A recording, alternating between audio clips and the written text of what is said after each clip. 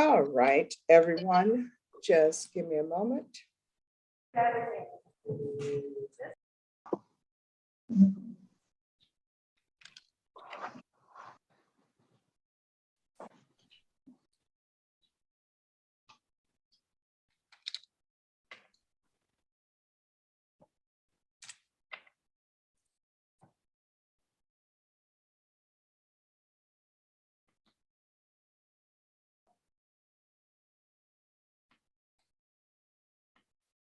All right, everyone who is a defendant or who is accused, your video needs to show.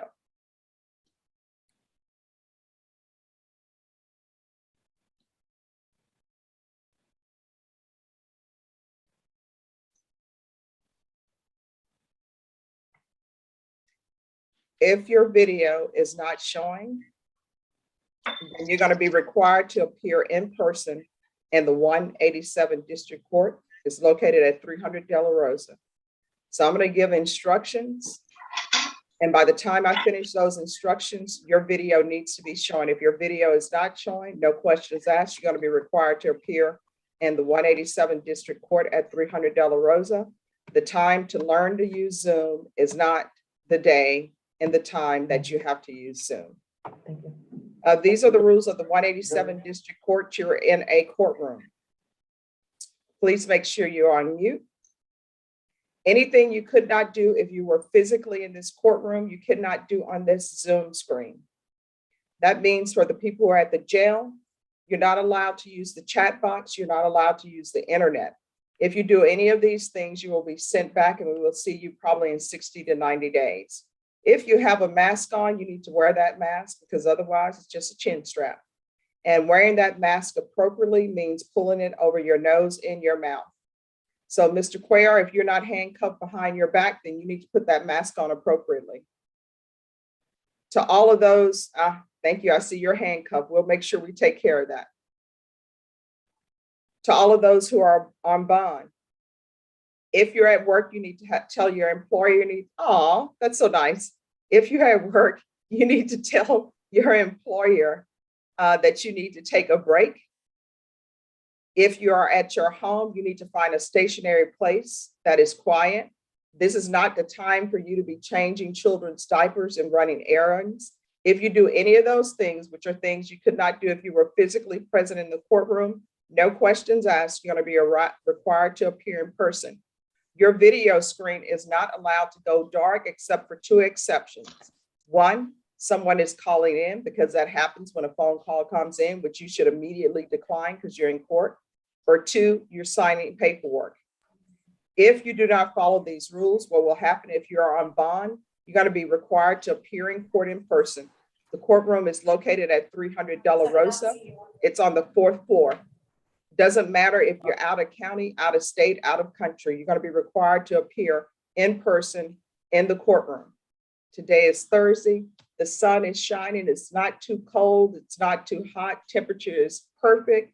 Let's not turn this into a difficult Monday. Let's keep it a happy Thursday. I'm going to open breakout rooms. When I open breakout rooms, it's going to invite everyone to go to a breakout room. Do not, I repeat, do not go to a breakout room unless I specifically call you by name and assign you to a breakout room.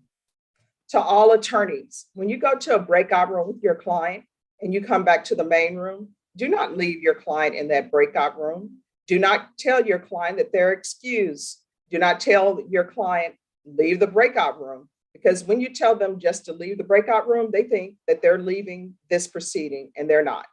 I'm the only person who can excuse people from this proceeding. So make sure that your client comes out of the breakout room with you.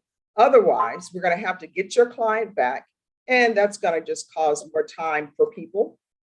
If you have a plea bargain agreement, attorneys, no matter how small you think that plea bargaining agreement is, you'll need to put it in the chat box to Norma Ferguson. She's the court coordinator. She's going to zoom in. She'll be listed as Ferguson coordinator. There are certain things she needs to know, certain things the prosecutor needs to know. If your client is on bond, they need to know your client's email address. Ms. Ferguson will need to know whether it's regular probation or deferred or for time. Those are all the things that she needs to know. If you do not give those things to her, then we cannot do your paperwork.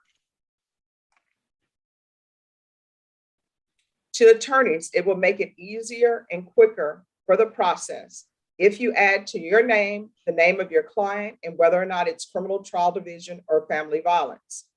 If you do not know how to do that, this is the way you do that. If you're on your phone or your computer, go to participants, tap on that. Your name will come up. When you see your name, click on your name and just add the name of your client and add the name of whether or not it's criminal trial division or family violence. Dustin N., you need to show your video.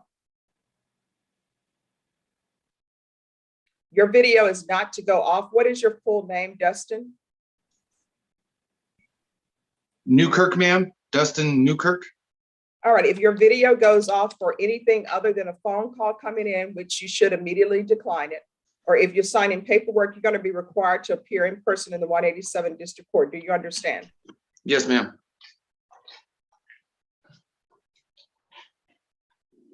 Fabian, what is your last name? Panelli.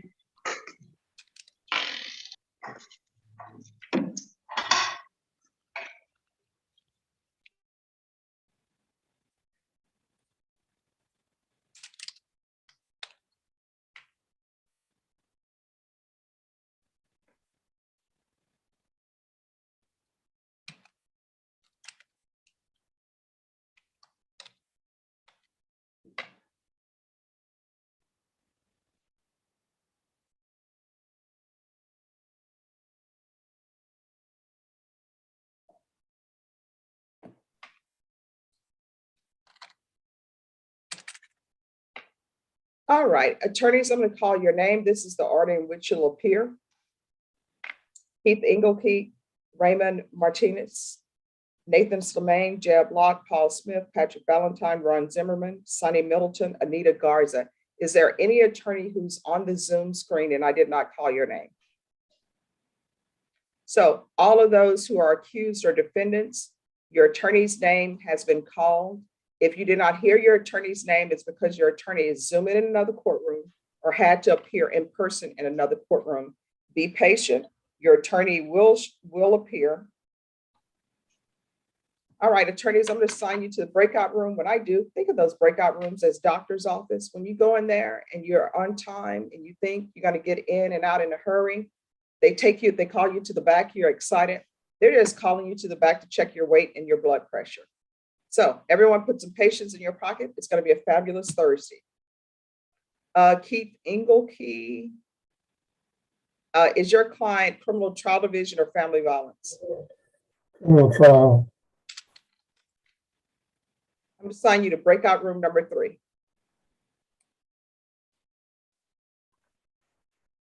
Raymond Martinez, thank you for changing your name. I'm going to send you to number 4. Thank you, Judge.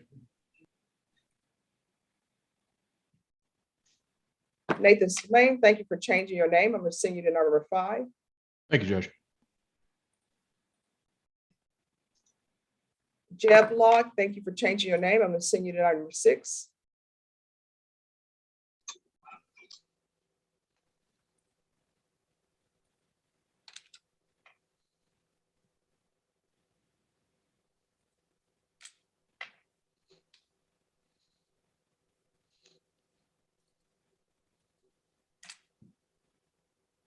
Paul Smith. Good morning. Good morning. I hope you're feeling better. I am. Thank you. All right. I'm going to send you to number 7. Thank you, Judge. Patrick Valentine, thank you for changing your name. I'm going to send you to number 8. Thank you, Judge.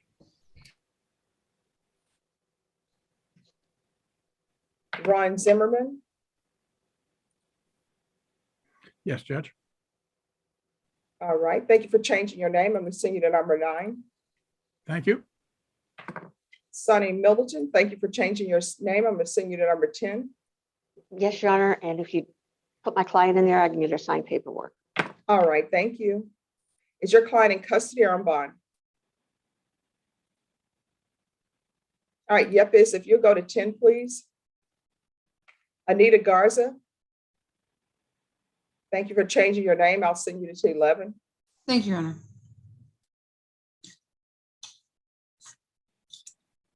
David McLean. Thank you for Morning, Judge. changing your name. Good morning. I'm seeing you number 12. Thanks, Judge. Any attorneys who are present who have not been assigned to a breakout room? All right, everyone, just give me a moment.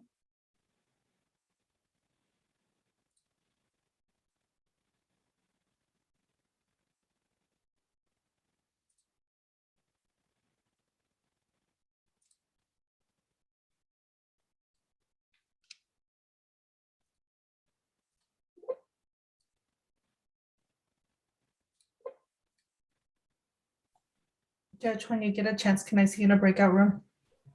Yes. Breakout room number 1.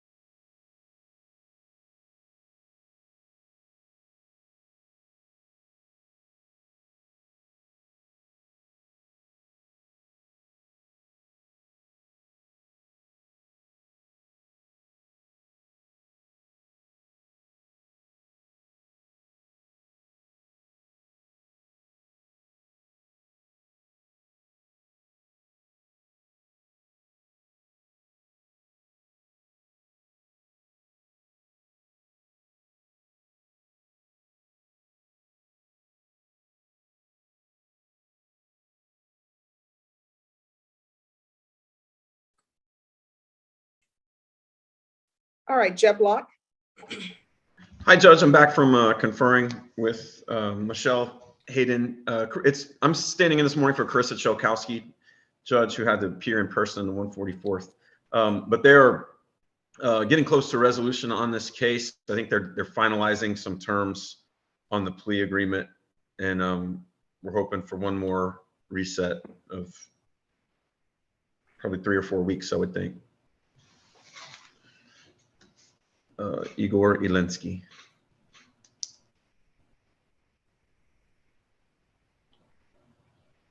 Is this case indicted? It is, Judge.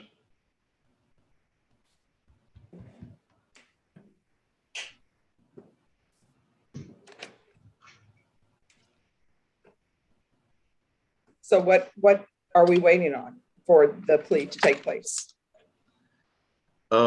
It was Michelle is, I guess, kind of finalizing her offer, and I don't know much more about it than that. All right, let's find out what's going on. Okay.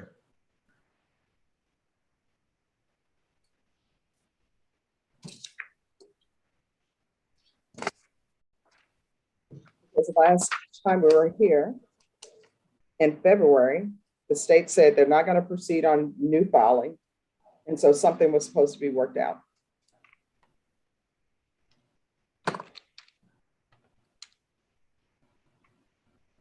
Ms. Hayden? Yes. Yes, on Igor Linsky, what's going on? Because the last time we were here, I have in my notes that the state would not be proceeding on any new filings and all discovery has been received. So he's got several cases. He's got, hold on, I'm pulling him up. He's got a misdemeanor case, or 2 misdemeanor cases and 1 other felony case awaiting indictment. But we were looking into, possibly working out something on the misdemeanors, maybe doing the mental health court on the indicted felony. But Sally is actually out this week. And since he does have so many cases, I don't know if that changes the qualifications. So we're just waiting to get an answer. All right, and how much time do you anticipate needing? I would anticipate only a couple weeks to see if that's something that can be done, or we need to reevaluate how we're going to proceed on the case. Okay, Ms. Ferguson, on Alinsky, can I have a 3-week reset in the chat box, please?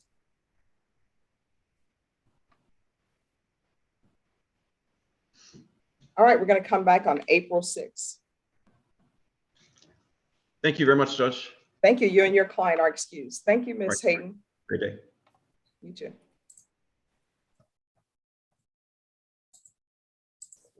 Your Honor, may I approach? Just give me a moment. Sure.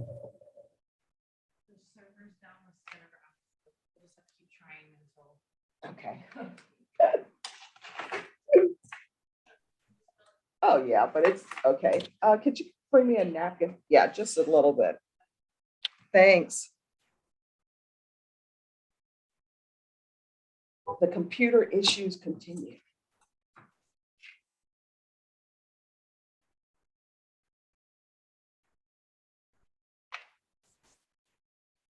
But it's still a Thursday. Thanks, I appreciate it.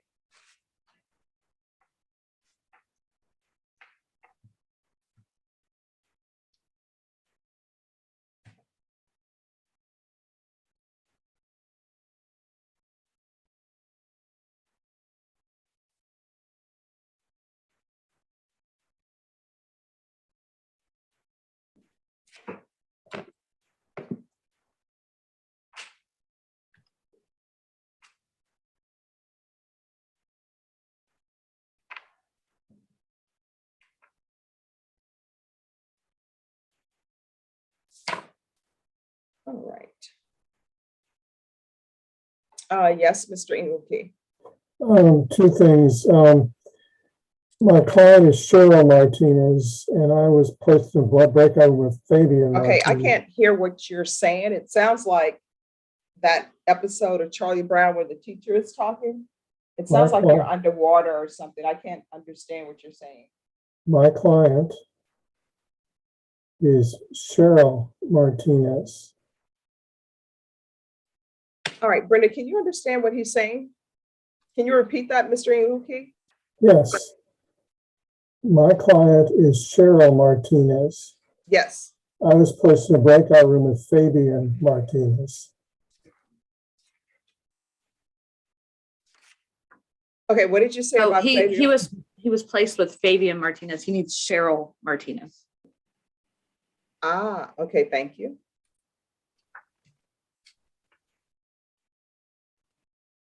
We're waiting for her to come in. Is your client in custody? My understanding is that she is. All right, so we're just waiting for her to come in. Ms. Ferguson, can you have them, the deputy, bring Mr. Martinez L17 out of the breakout room? And if you can give me an ETA on Cheryl Martinez, please. And while you're waiting, judges, this is Sunny Middleton. You should have paperwork for a plea on Miss Yates. She's in Okay. custody. All right, let me see where that is.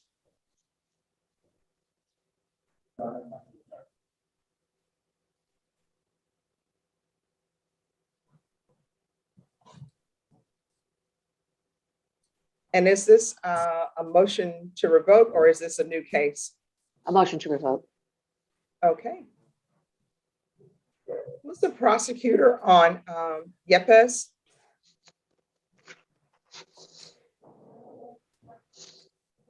Marcus was?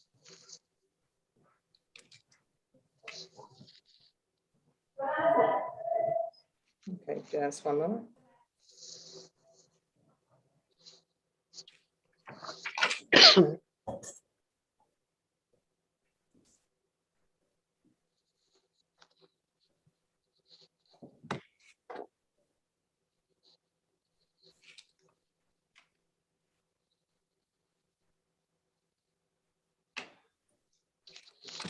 Hey, Judge. Hi. All right, the court is going to call 2019 CR 6082W, State of Texas versus Yolanda Yepes. Now parties announced for the record for the state, Marcus Sanders. for the defense. Sunny Middleton for the defense. And are you Miss Yepes? Yes, Your Honor. We're proceeding by video because of the pandemic. Any objection from the state? No objection. Any objection from the defense? No, Your Honor. Ms. Yepes, I'm showing you what's entitled defendant's consent to appear by video conference. Did you review that document with your attorney? Did you understand it? Did you electronically sign it? Yes, ma'am. Court will find that defendant has knowingly and voluntarily consented to appear by video. Next, I'm going to show you what's entitled Motion to Enter Adjudication of Guilt and Revoke Community Supervision. Did you review that document with your attorney? Did you understand it? Yes, ma'am. Are you the same Yolanda Yepes who was placed on deferred adjudication in 2019 CR 6082W for the offense of prostitution with third or more on June 3rd, 2019 for a period of 3 years? Is that you? Yes, ma'am. State? And sorry, Judge, I'm pulling everything up. No problem. Everybody has patience in their pocket. We're good. Off the record for a moment. Mr. Engelkey, if you'll go to breakout room number 3, I'll send your client, Ms. Martinez, to number 3. Yes, ma'am. And I'm ready, Judge. When- All right, we're back on the record. State?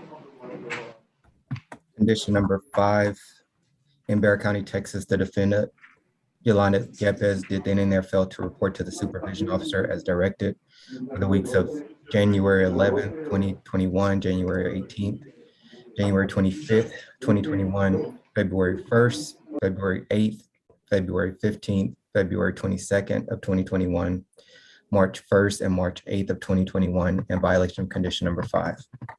How do you plead to that, true or not true?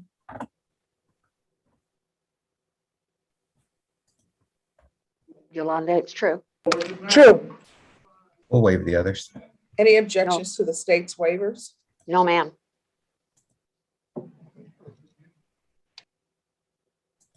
you hear me? Ms. Yepes, did you understand by pleading true to violation of condition number 5, the court could find it true, grant the motion, find you guilty, not Yes. grant you community supervision, and sentence you up to 2 years in the state jail facility and up to a $10,000 fine? Did you understand? Yes, ma'am. Knowing that, do you still wish to plead true to violation of condition number 5? Yes. Court will find violation of condition number 5 true. Is there an agreement? There is, Judge. We're asking that you grant the motion, adjudicate, and revoke. And we're asking that you sentence her under 1244 to 1 year in the Bexar County Jail. No objection, Your Honor. Ms. Yepes, are you asking the court to follow that agreement? Yes, ma'am. Are you waiving your right to appeal? Yes, ma'am. All right, the court will follow your agreement, find, as previously stated, find violation of condition number 5 true. Grant the motion, find you guilty, not grant you community supervision, sentence you to 1 year in the Bexar County Jail under 12.44, and give you credit for any time served. Next, I'm going to show you what, yes? Sorry, Judge, I was gonna say that she should have credit for 456 days, so it's our intention that it be a judgment sentence. All right, and the court will show that the judgment is satisfied. I'm going to show you what's entitled trial court certification of defendant's rights to appeal. Did you review that document with your attorney? Did you understand it? And did Yes, you ma'am. sign it? Yes, ma'am. All right, because this is a plea bargain agreement, because I followed your plea bargain agreement, and because you waive your right to appeal, you do not have the court's permission to understand. Yes, ma'am. And because this is, Yes, ma'am. I'm sorry, I couldn't hear you without. oh no, I understand. All right, and because this is a felony conviction, you're not allowed to own or possess any weapons or ammunition. Do you understand? Yes, ma'am. If you have a question over what a weapon or ammunition is, you'll need to speak to your attorney. Do you understand? Yes, ma'am. All right, with that, we'll go off the record. Ms. Yepes, I don't know what your issues are, but this is what I do know. No one wants to be a prostitute. This is not a Pretty Woman where you meet the multimillionaire, right? And sometimes the multimillionaire is not a great guy. Yes, ma'am. So if there's a drug issue, there are plenty of places that will help you for free. If there's a home issue, there are plenty of housing that is for free. So do you have any children? Yes, ma'am. I have a 20-year-old, ma'am. All right. So do you want to be in your 20-year-old's life? Do you want to set a good example for your 20-year-old? If you do, you got to stop doing what you're doing, because honestly, you never know if the car that you get into is the last car that you're going to get into. You can watch any of the documentaries. What is the Green River Killer, who was a serial killer? I mean, that could happen to you in San Antonio, so just don't do it. And I know the guys who are picking people up are not, let's say, the most aesthetically pleasing or clean, you know. So good luck to you, okay, Ms. Yepes? Do better.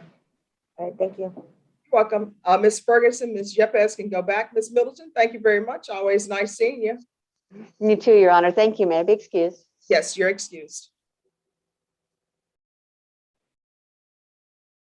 Anyone else ready? Tony Hernandez, I'm going to send you to breakout room number 6. Judge, this is Brittany. Yes. David McLean is in breakout room 12 and Jessica Johnson is in the courtroom. He wants to speak to her. I don't know if you can have her come up. All right, to the courtroom. Could you go to breakout room number 12, please?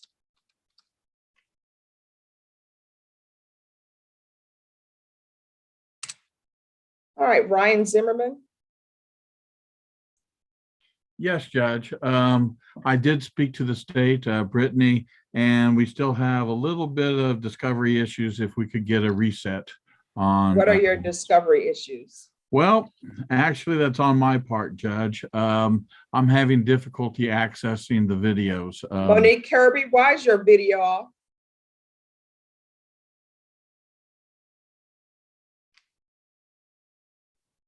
I'm sorry, ma'am. It's saying that I'm having difficulty with my internet. All right, so Mr. Zimmerman, what is the issue with? Oh, I'm just having difficulty in accessing the videos. There is a interview of Ms. Kirby in the police station, and I'm having difficulty in accessing that. Ms. Sparks has graciously agreed to burn a DVD if necessary, if I can't get that issue worked out. When is that going to happen? As far as me getting the issue worked out, Judge, I think that should happen within the next week. All right, Ms. Ferguson, can I have a 2-week reset on Kirby?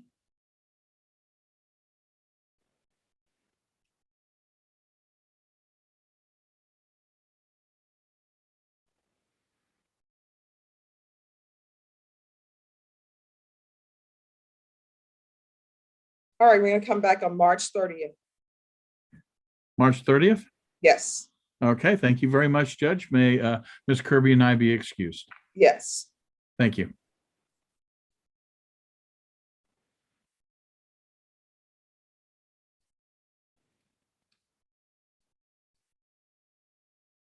Everyone, just give me a moment. Alfonso Cabanas. Good morning, Judge. Good morning. Is your client criminal trial division or family violence? Criminal trial, Judge.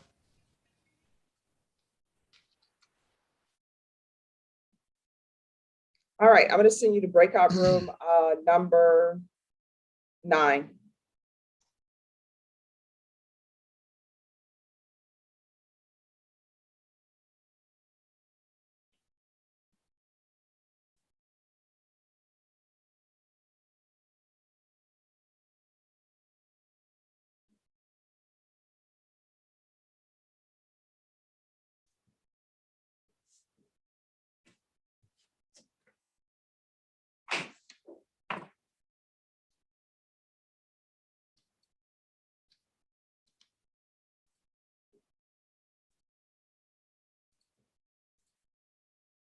Patrick Valentine.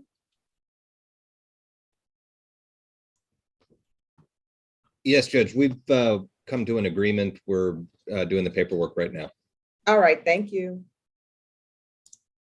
Dave McLean.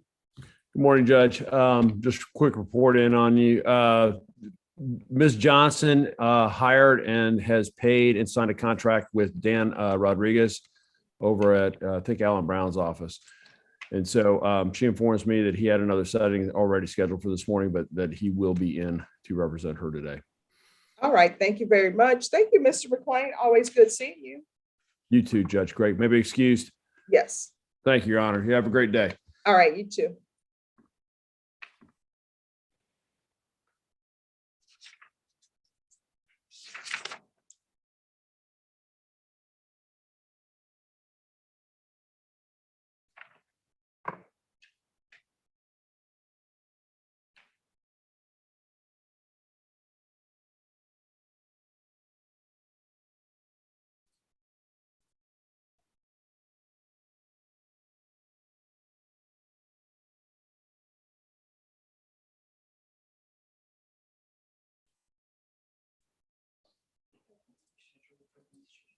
Yes.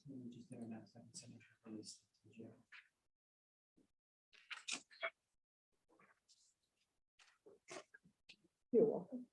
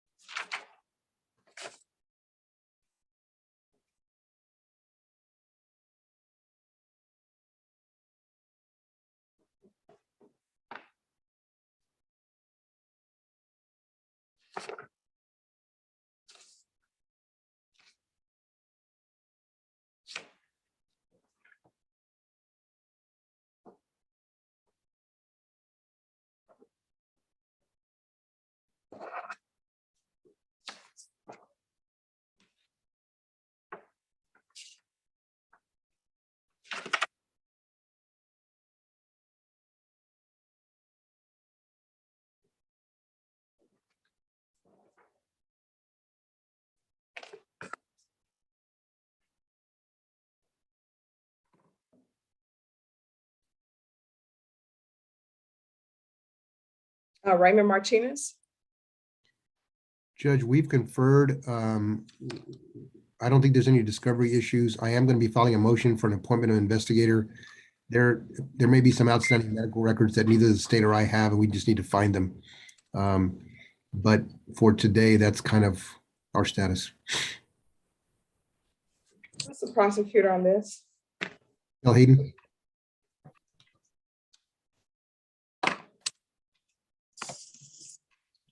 Michelle Hayden.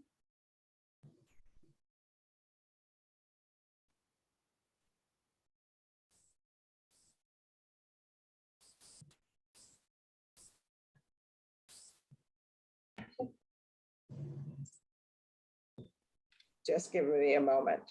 Nathaniel Navy, who do you have? Judge, I have Stephon Brown. This was the motion to withdraw.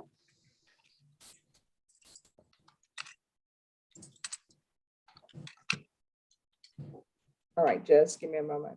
Michelle Hayden.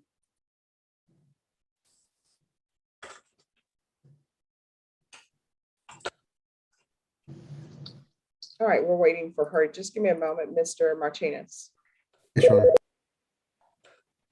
All right, Tony Hernandez on Michael Thornton.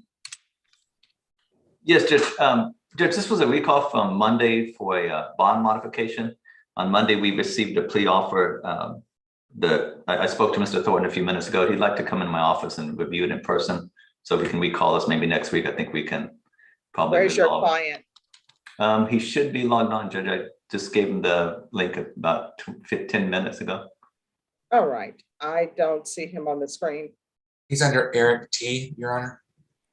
Oh, he's under Eric. Yeah, he goes under, I think it's Eric Michael. Different names, okay. I think his name's Eric, or Michael Eric Thornton. He goes by Eric. There he is, Judge. Yes, Your Honor, I'm here. All right, so what is happening with this case? Judge, we'd like an opportunity to meet in person so that I can meet with Eric in person to review the plea offer. So if you want to call us late, maybe we call us late next week sometime.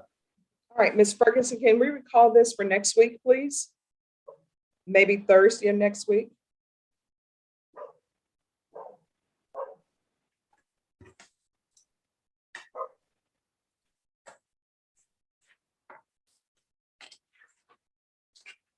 All right, we'll see you on the 17th. Thank you, Judge.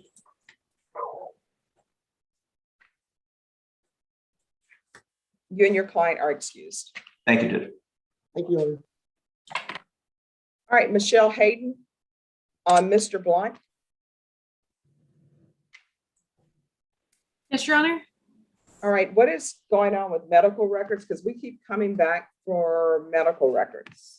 I think everything we have has been provided. Defense has had one issue that Raymond can probably speak to it better, but they wanted to look into some prior hospitalizations. But relating to the actual murder, I think everything's been, or the incident, I think everything has been provided on our end. And that's not disputed, Judge. The issue is the cause of death. The doctors are disagreeing with each other as to the medical findings. And so more medical records from her prior medical history is relevant to that issue. When are you going to have that? Because we've been doing medical records forever. Like, well, not really forever. We've been doing these medical records since June. Well, all the medical records related to her death and the autopsy, all of that's been provided. We're talking about history going back prior to the incident years.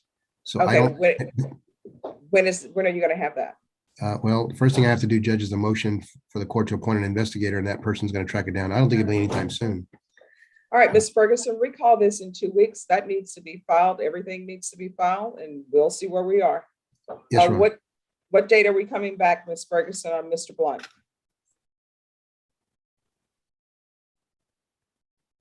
All right, we're coming back on March 30th. I will, Judge, once I file that, can I let the coordinator know that it's been filed? Or do you need me to approach you on that order to appoint? Oh, no, you just need to file it. Yes, Your Honor. All right, we'll be back on March 30th. Yes, Your Honor. Are we excused? Yes. Thank you. Norma, Mr. Blunt, 14B can go back.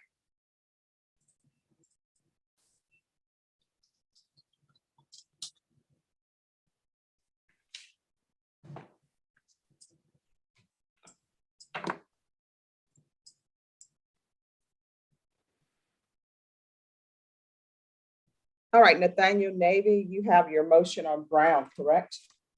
I do, Judge, and he's not present. I haven't been able to contact him. That's part of the reason for the motion to withdraw. I believe he has a warrant out currently too.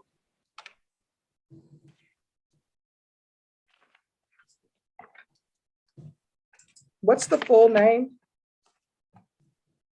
Stephon Trey Brown. All right, to the clerks, can you give me the motion on Stephon Trey Brown, please?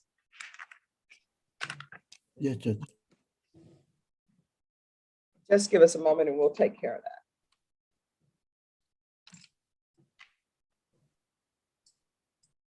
All right, Mr. Engelke, what is happening with Miss Martinez? And did you leave her in a breakout room by herself? I told her to come back to the meeting. But I said, did you leave her in a breakout room by herself? not intentionally. I told her to come back to the meeting. All right, Ms. Ferguson, can you have them bring Ms. Martinez out of breakout room number 3, please?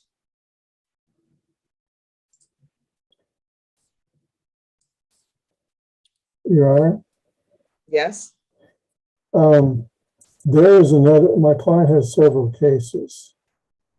And there is another attorney that is assigned to some of her cases. That attorney is on vacation. She has a vacation letter on file. But she'll be back next week. And we are conferring with the state on a plea bargain offer.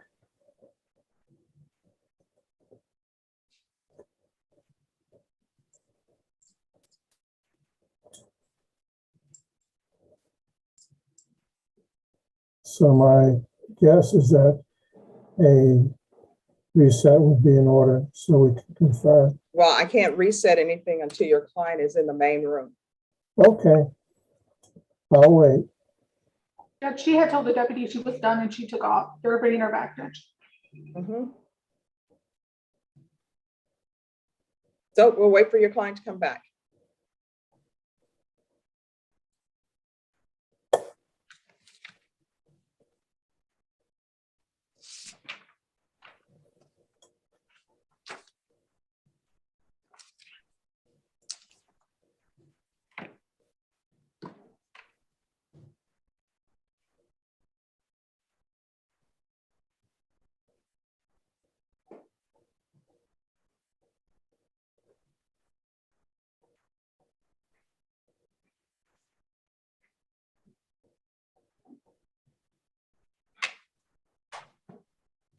And Mr. Navy, I'm going to grant your motion. I'm just waiting for the clerks to bring me the file. Thank you, Judge.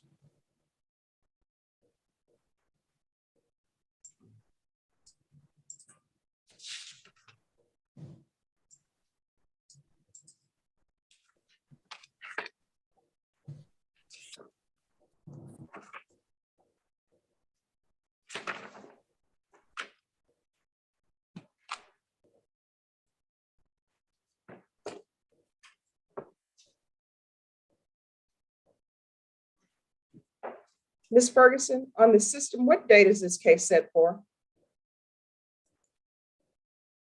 Stefan Brown is 2021 CR 8111A.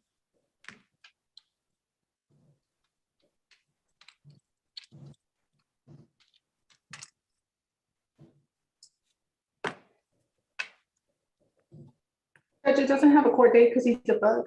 Judge. All right, this is what we're going to do. Mr. Navy, I'm going to,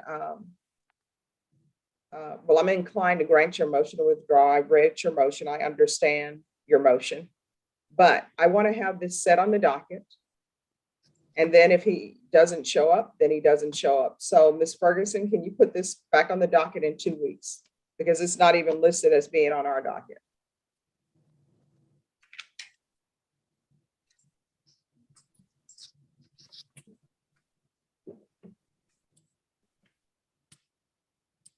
All right, Mr. Navy, we're going to come back on March 30th. I just want to give your client a chance to be aware of this, okay? Sounds good, Judge. March 30th. I'll reach out again. All right, thank you. All right, thank you. Bye.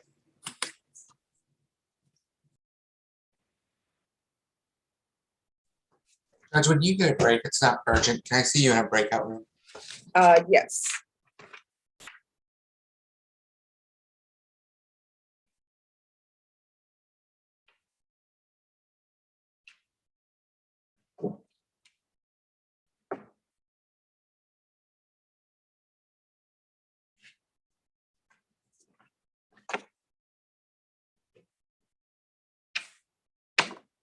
All right, I can meet you in breakout room number 1.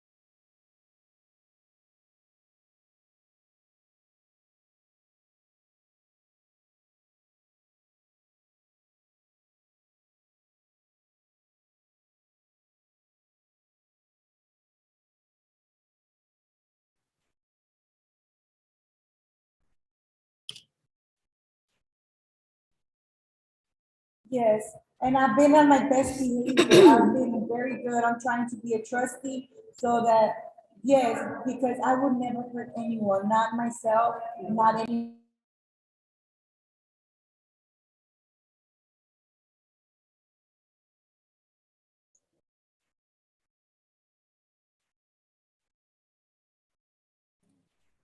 Ms. Martinez.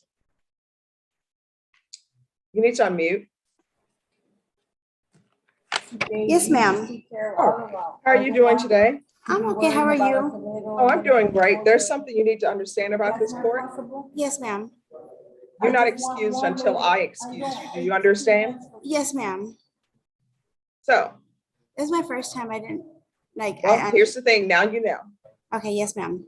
I used to watch the cartoon and they used to say, the more you know. So now you know. You're not excused unless I excuse you. Do you understand? Yes, ma'am. All right, Mr. Engelkey, what is happening with this case? There are 2 attorneys on this case.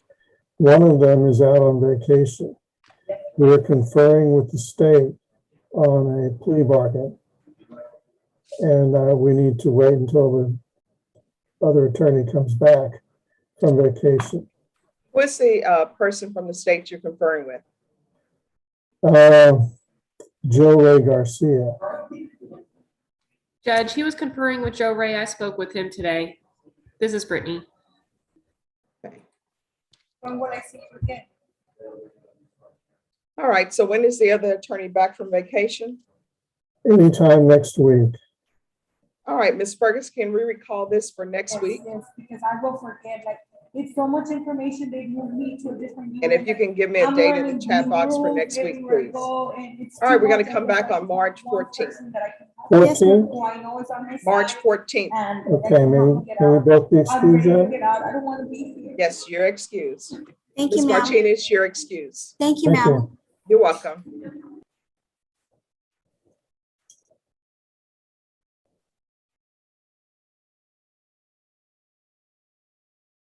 All right, everyone, just give me a moment.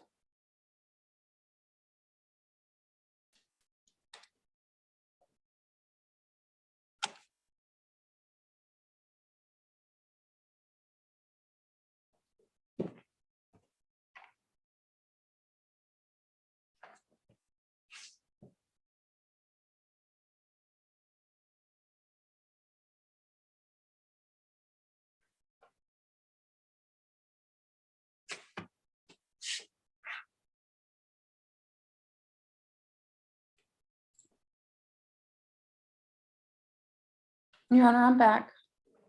Just a moment.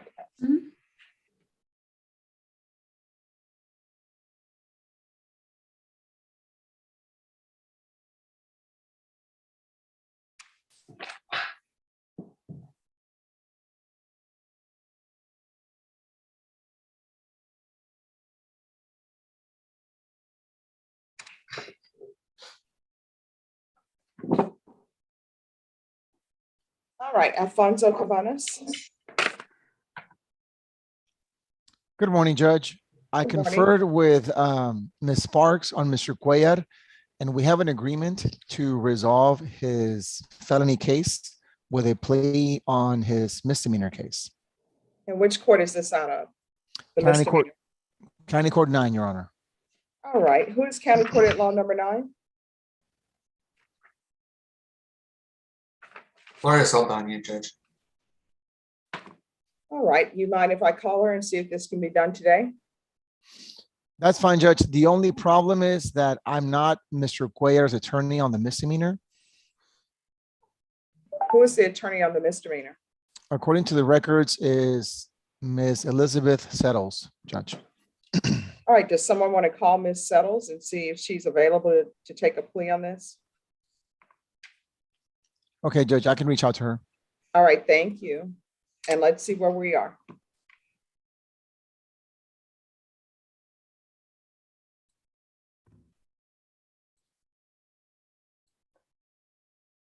All right, Anita Perez. Yes, Your Honor. So I have Donald Furness, and I conferred with the state, and this is our first setting on this case, and they are missing some restitution information because it was a DWI, but he rear-ended somebody. Where's Mr. Furness?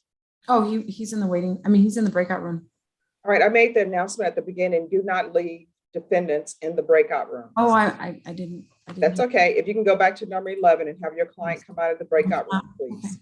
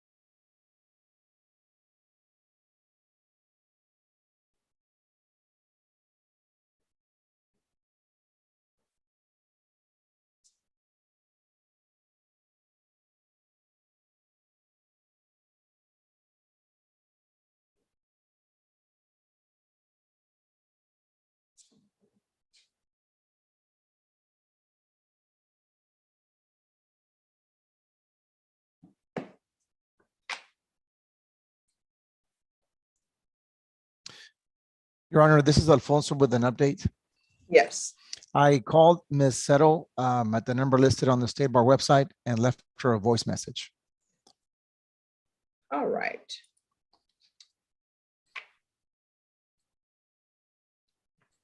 Just give me a moment.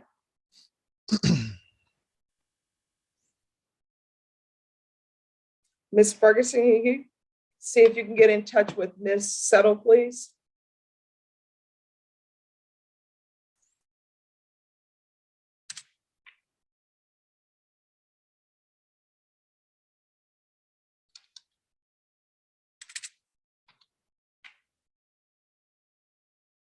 All right, Ms.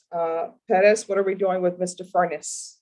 Yes, Your Honor. So, like I stated earlier, so my client has a DWI and there was an accident. And so the prosecution has asked me for more time to contact the victim with respects to the restitution and the damages amount on the vehicle. All right, Ms. Ferguson, can I have a 30-day reset on Mr. Donald Furness?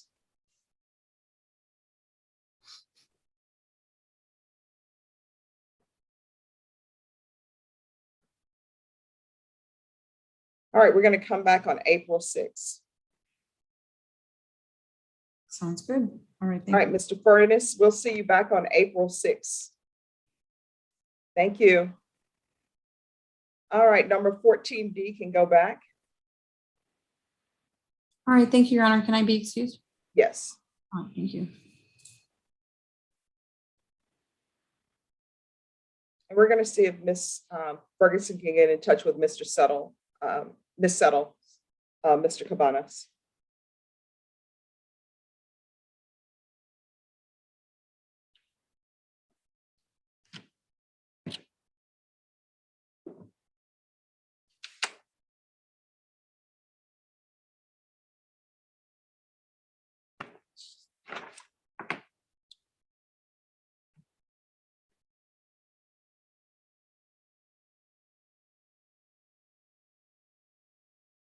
All right, Paul Smith. There I am, Judge. I was just getting ready to raise a hand. I have an offer from the government. My client and I are discussing it at this point. There is a little bit more discovery I have to download. I believe that we can get it downloaded by this weekend. The other issue is that there's an attorney on some other, okay, John Disher is the attorney on some of the lower level felonies. I'm on the ag assault, and I think that would control it. We're tending towards trial on my case. I can't speak for John. All right, Ms. Ferguson, can you make sure that John Disrude is back here for this next setting? And if I could have a 30-day reset on Mr. Hamilton, please.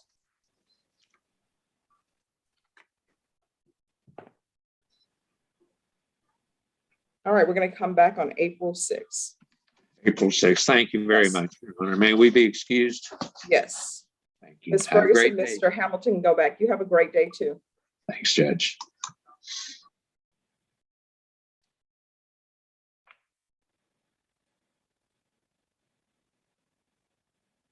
Eric Baker, who do you have? Good morning, Judge. I have Mr. Martinez. Can I speak to the state first before I speak to him in this time? Is it criminal trial division or family violence? Criminal trial division, Judge. And I was about to change my screen for. Okay. And what is your client's first name? I believe it's Ellison. I'm sorry, Judge, let me check.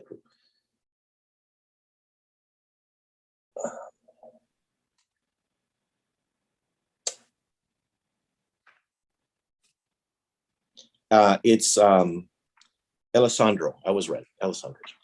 Okay. I'm going to send you to breakout room number 4. Okay, thank you. You're welcome.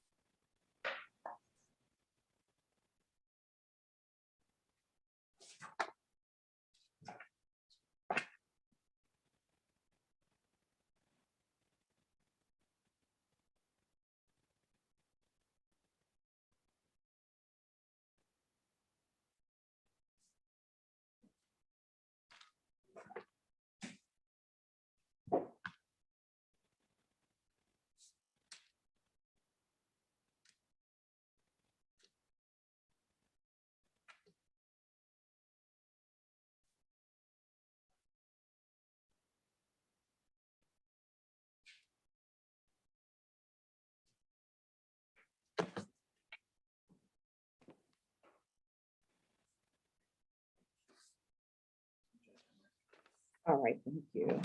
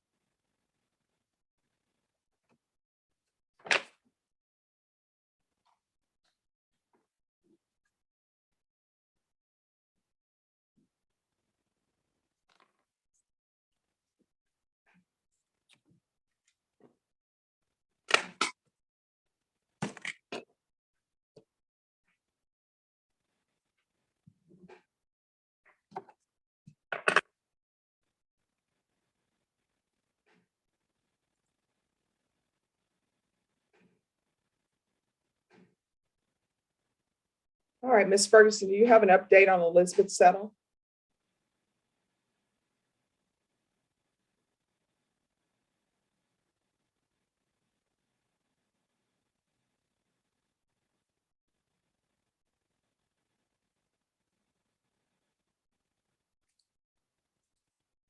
All right, Mr. Cabanas on Cuellar.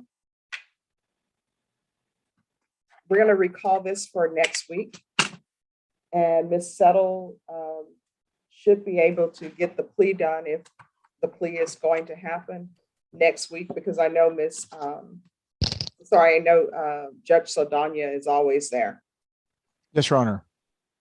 So Ms. Ferguson, can I have a reset date on Cuellar for next week?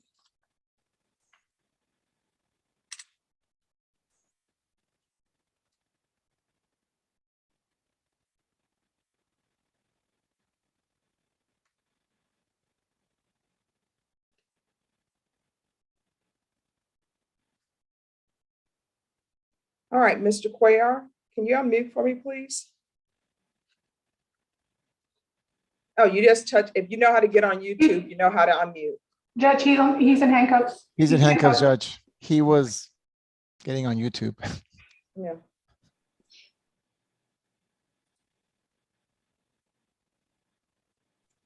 All right. Why were you on YouTube this morning? I was just being dumb. Sorry, Your Honor. So how old are you? 25. So you're old enough to know better. You're not a child. You're not an infant. Yes, So ma'am. why would you do that when I told you not to? Isn't YouTube accessed through the internet? Yes, ma'am. Didn't I tell you this morning not to be on the internet? Yes, Your Honor. Do you want me to recall you in 60 to 90 days? No, ma'am. Then why would you do that? Sorry, ma'am. No, I know sorry is what people say when they really don't mean it. My question is, why are you disobeying my rules for this court? Oh, I don't know what to say, ma'am. I'm sorry. I really am. Sometimes just saying sorry doesn't make it better. You understand? Yes, ma'am. In this court, that whole thing about it's better to ask for forgiveness than permission doesn't work well. Do you understand? Yes, Your Honor. All right, Norma, 14P can go back. If you disobey my rules again, we will see you in 60 to 90 days. So you will sit at the Bexar County Jail for 60 or 90 days. Do you understand? Yes, Your Honor. All right, Norma Cuellar can go back. Thank you, Mr. Cabanos. We'll see you back on the 17th. Thank you, Judge.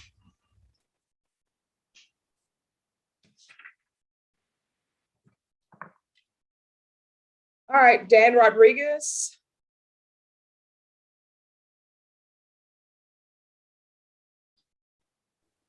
He's confirmed with his client, Your Honor, in the back. All right, thank you.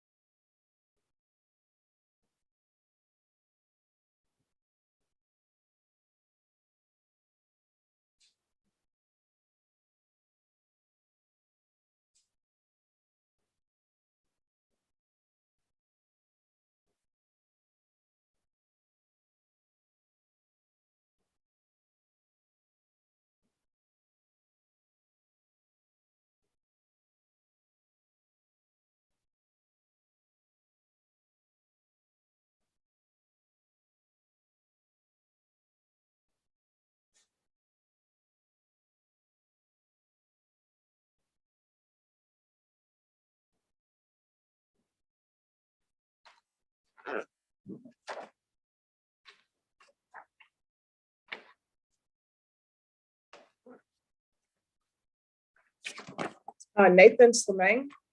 Yes, Your Honor. On Fabian Pinelli, Mr. Sanders and I have conferred. I believe we are reached the spirit of an agreement. There are a couple of fine-tuning matters that might require additional approval. In hopes of getting this thing hammered out quickly, I would like a brief reset, no more than 2 weeks, to make some phone calls and see if we can't iron out these last couple of issues. I believe that we would be prepared to plea in 2 weeks. And this would be a plea for time, so if necessary, we could come in person. All right, Ms. Ferguson. Mr. Pinelli, can I have a 2-week reset, please?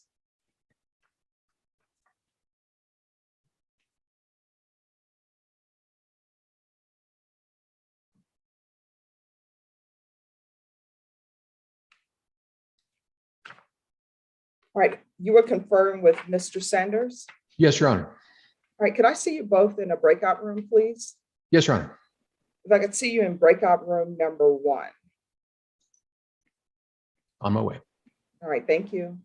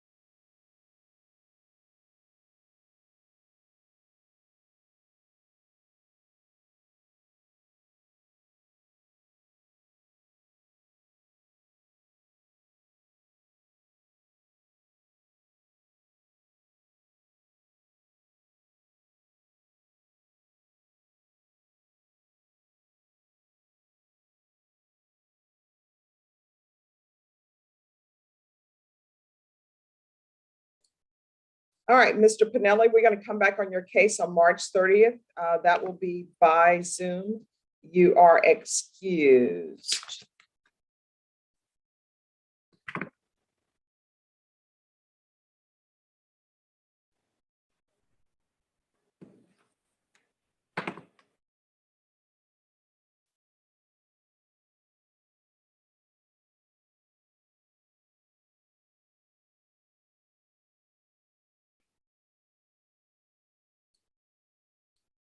Judge, I'm gonna put something in the chat. All right, thank you.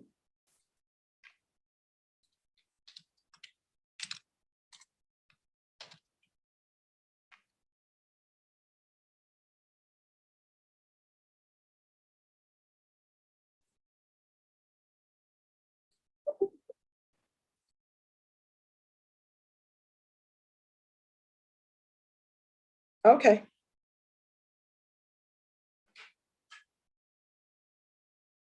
Let's see who's available to come in today.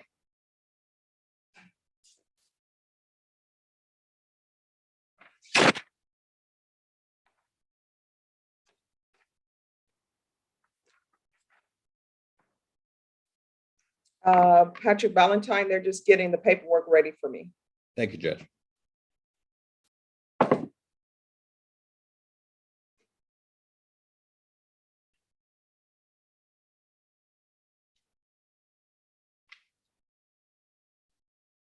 Thank you. And I say that and the paperwork mysteriously appears. This is awesome.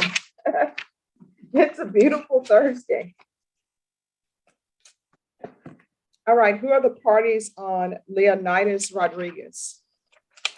Michael Villarreal. Patrick Valentine for Mr. Rodriguez.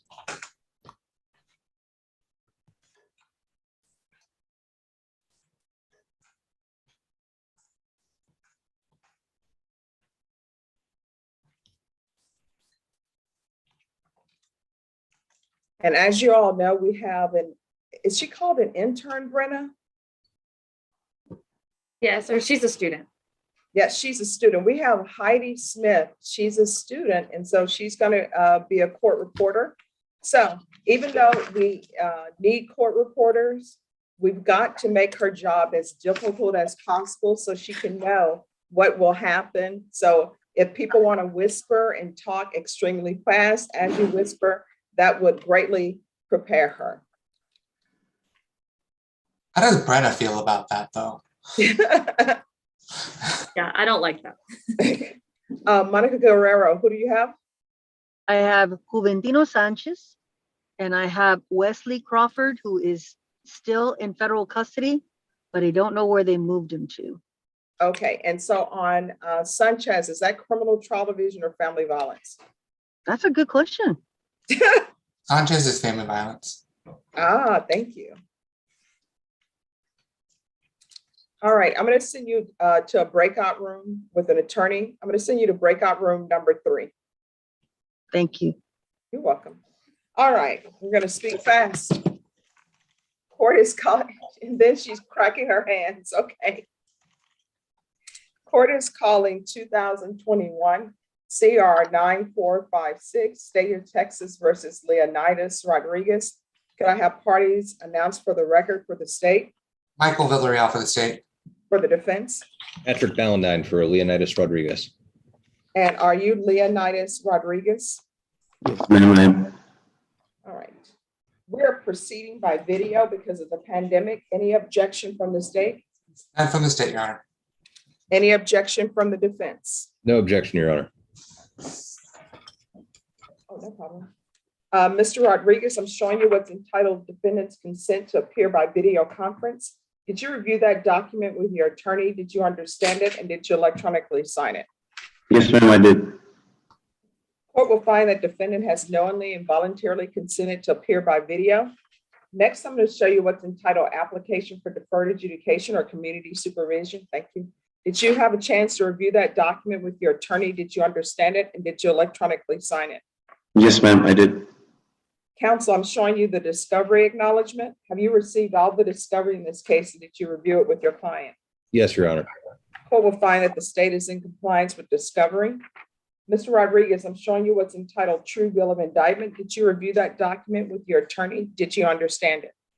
Yes. Counsel, do you waive the reading of the indictment? We so waive, Your Honor. State, are you proceeding on the indictment as presented? No, Your Honor. State's proceeding on the lesser included offense of assault, bodily injury, and specifically for purpose of the record, I want to state that we are waiving and abandoning the familial or family violence element. Any objections? No objections, Your Honor, and understanding that this is the state's motion, though. The court appointed an immigration attorney to write a Padilla letter on this case because Mr. Rodriguez is a longtime permanent resident going back to his childhood. The allegation of a misdemeanor is appropriate for him to plea to. However, the immigration attorney advises that it would be best if intentionally or knowingly is struck, and we proceeded on recklessly. And is that how you all proceeding?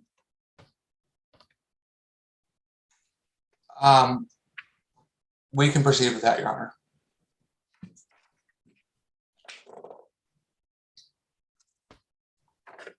All right, any objections to the court having the paperwork that you've turned in reflect that you're proceeding on recklessly? None from the Sorry.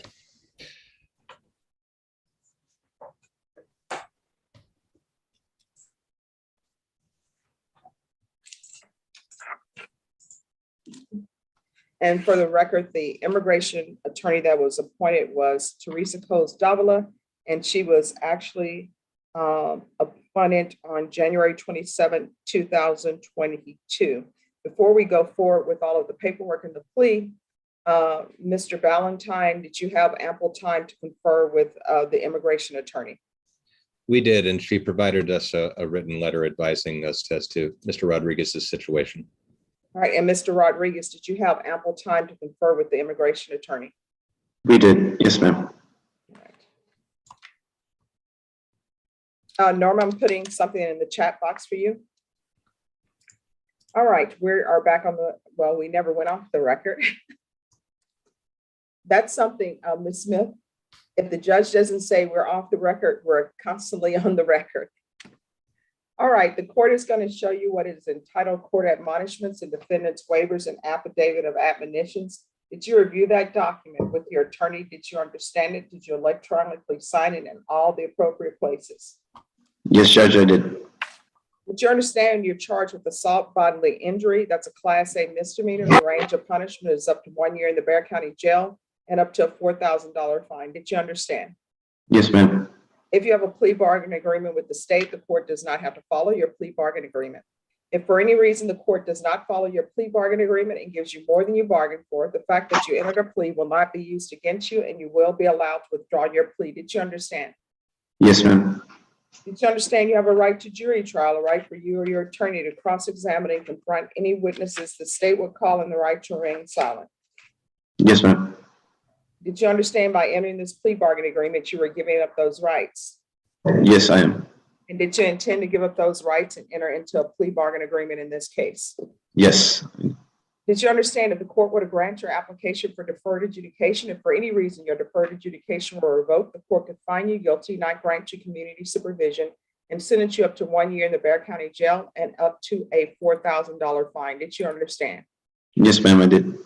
Counsel, has your client been able to provide you with any defenses to this offense? He has, Your Honor. Do you believe he has a rational as well as a factual understanding of the charges against him? I do, Your Honor. Do you believe he's currently competent and was legally sane at the time of the offense? I do, Your Honor. Mr. Rodriguez, has anyone threatened you, coerced you, or placed you in fear to get you to enter this plea? No, ma'am. Has anyone promised you anything other than the plea bargain agreement to get you to enter this plea? No. Are you satisfied with the way you've been represented? Yes, ma'am, I have. Are you a U.S. citizen? No, I'm not. Defense, did you advise your client of the consequences of pleading no contest or guilty in the application of federal immigration law? We did, Your Honor. Did that advice include possible consequences such as deportation, exclusion from admission to the United States, or the denial of naturalization? It did, in conjunction with the immigration attorney appointed by the court. We've so advised him. And do you believe that your client understands the immigration consequences of entering into a plea in this case? I believe he does, Your Honor. Mr. Rodriguez, were you advised by the immigration attorney, Teresa Coles-Davila, and your attorney, Patrick Valentine, of the consequences of pleading no contest or guilty in the application of federal immigration law? Yes, ma'am. Did that advice include possible consequences such as deportation, exclusion from admission to the United States, or the denial of naturalization? Yes. Do you understand the immigration consequences of entering into a plea bargain agreement in this cause? Yes, ma'am, I do. Court will find that defendant has knowingly and voluntarily waived his right to jury trial. Showing you the plea bargain page. Did you review that page with your attorney and did you understand it? Yes, ma'am, I did. According to the plea bargain agreement, the state is proceeding on the lesser included offense of assault bodily injury, reckless. There's a $1,000 fine. State recommends deferred adjudication, and there's restitution, if any, to Jolie, Joli Rodriguez. Did you understand that to be the plea bargain agreement? Yes, ma'am, I did. Defense, is that the plea bargain agreement? It is, Your Honor. State, is that the plea bargain agreement? It is, Your Honor. Next, I'm showing you the paragraph entitled Waiver of Appeal paragraph. Did you review that paragraph with your attorney? Did you understand it? Did you electronically sign it in both places? Yes. Did you understand by signing that you're waiving your right to appeal? The only items that can be appealed are written pretrial motions that have been filed, heard, and ruled upon by the court. Did you understand? Yes, ma'am, I did. Counsel, have there been any such motions? No, Your Honor. Next, I'm showing you outside the plea bargain agreement. The state is requesting that your deferred adjudication be for a term of 2 years. There be 80 hours of community service restitution, no contact with Jolie Rodriguez, and hostility and aggression control course. Did you understand those were recommendations from the state and the court does not have to follow those recommendations?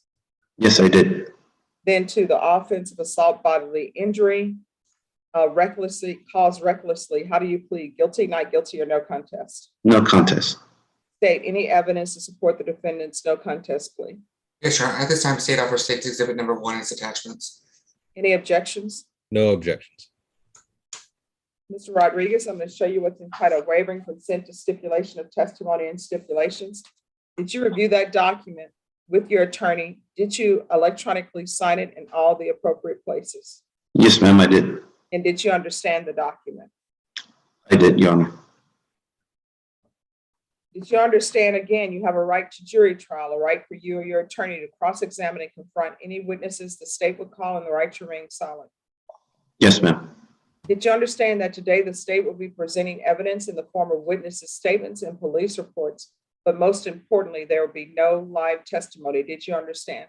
Yes, ma'am. Court will find that defendant has knowingly and voluntarily waived and consented to stipulation of testimony and stipulations. Court will accept into evidence State's Exhibits 1 and attachments and review the same.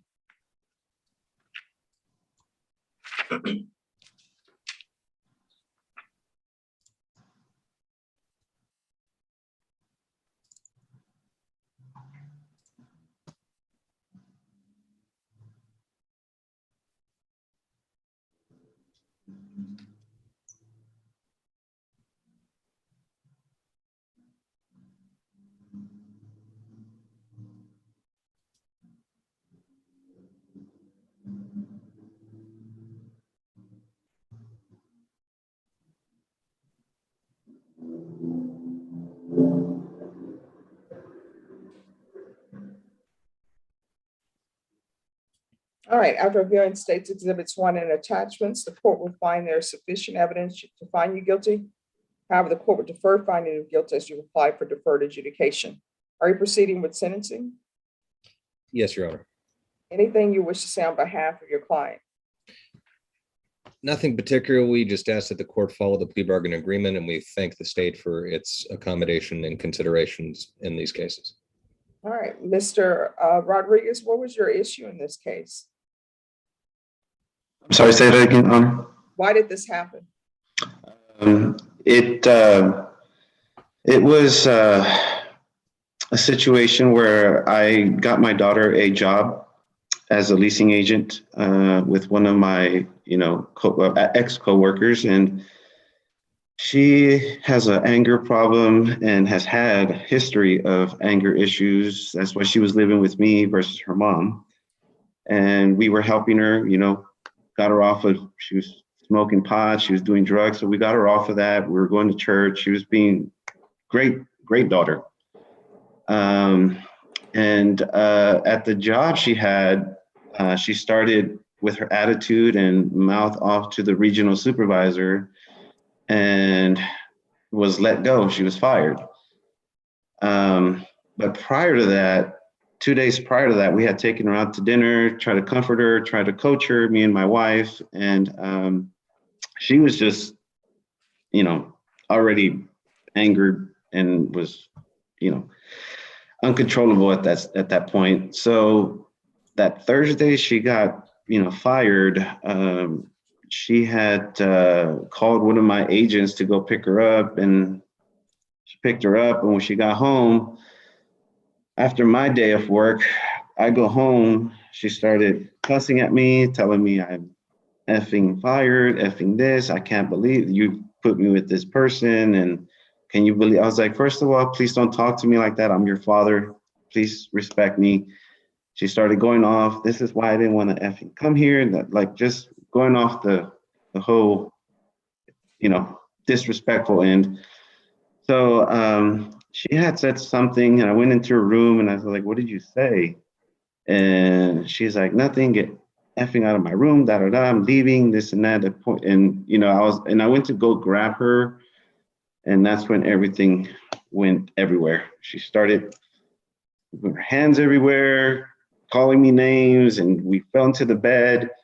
She started, going like this for her Okay, legs. Mr. Rodriguez, there's more to that than I understand what you're saying, why you did what you did. That doesn't make what you did right. Yeah. Well, I think I used a little bit of force to escort her out of my apartment. And No, Mr. Rodriguez, I'm telling you, I've read the police report. There's more that happened that you're not admitting to the court to. Now, I understand, I'm trying to figure out where your anger comes from so that I can figure out if this hostility and aggression control course is enough for you. I understand that sometimes with children, we expect certain things from them and they don't do it. Maybe they disrespect us, and maybe they disrespect us in our own household, but you don't turn to violence. I agree. Now, all of this could have been avoided, and you know what you could have done, because I'm seeing in here that your daughter is an adult. You didn't need to talk to her.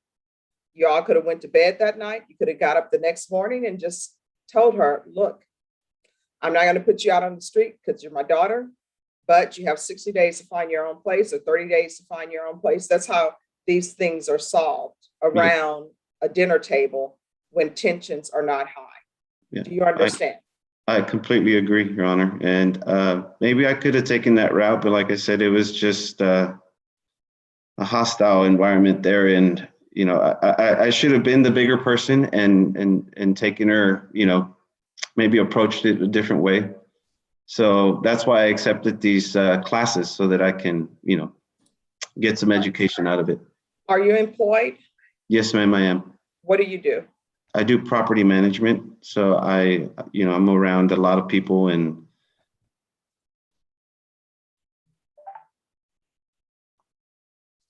all right, if you're drug tested today, what are the results going to be? negative.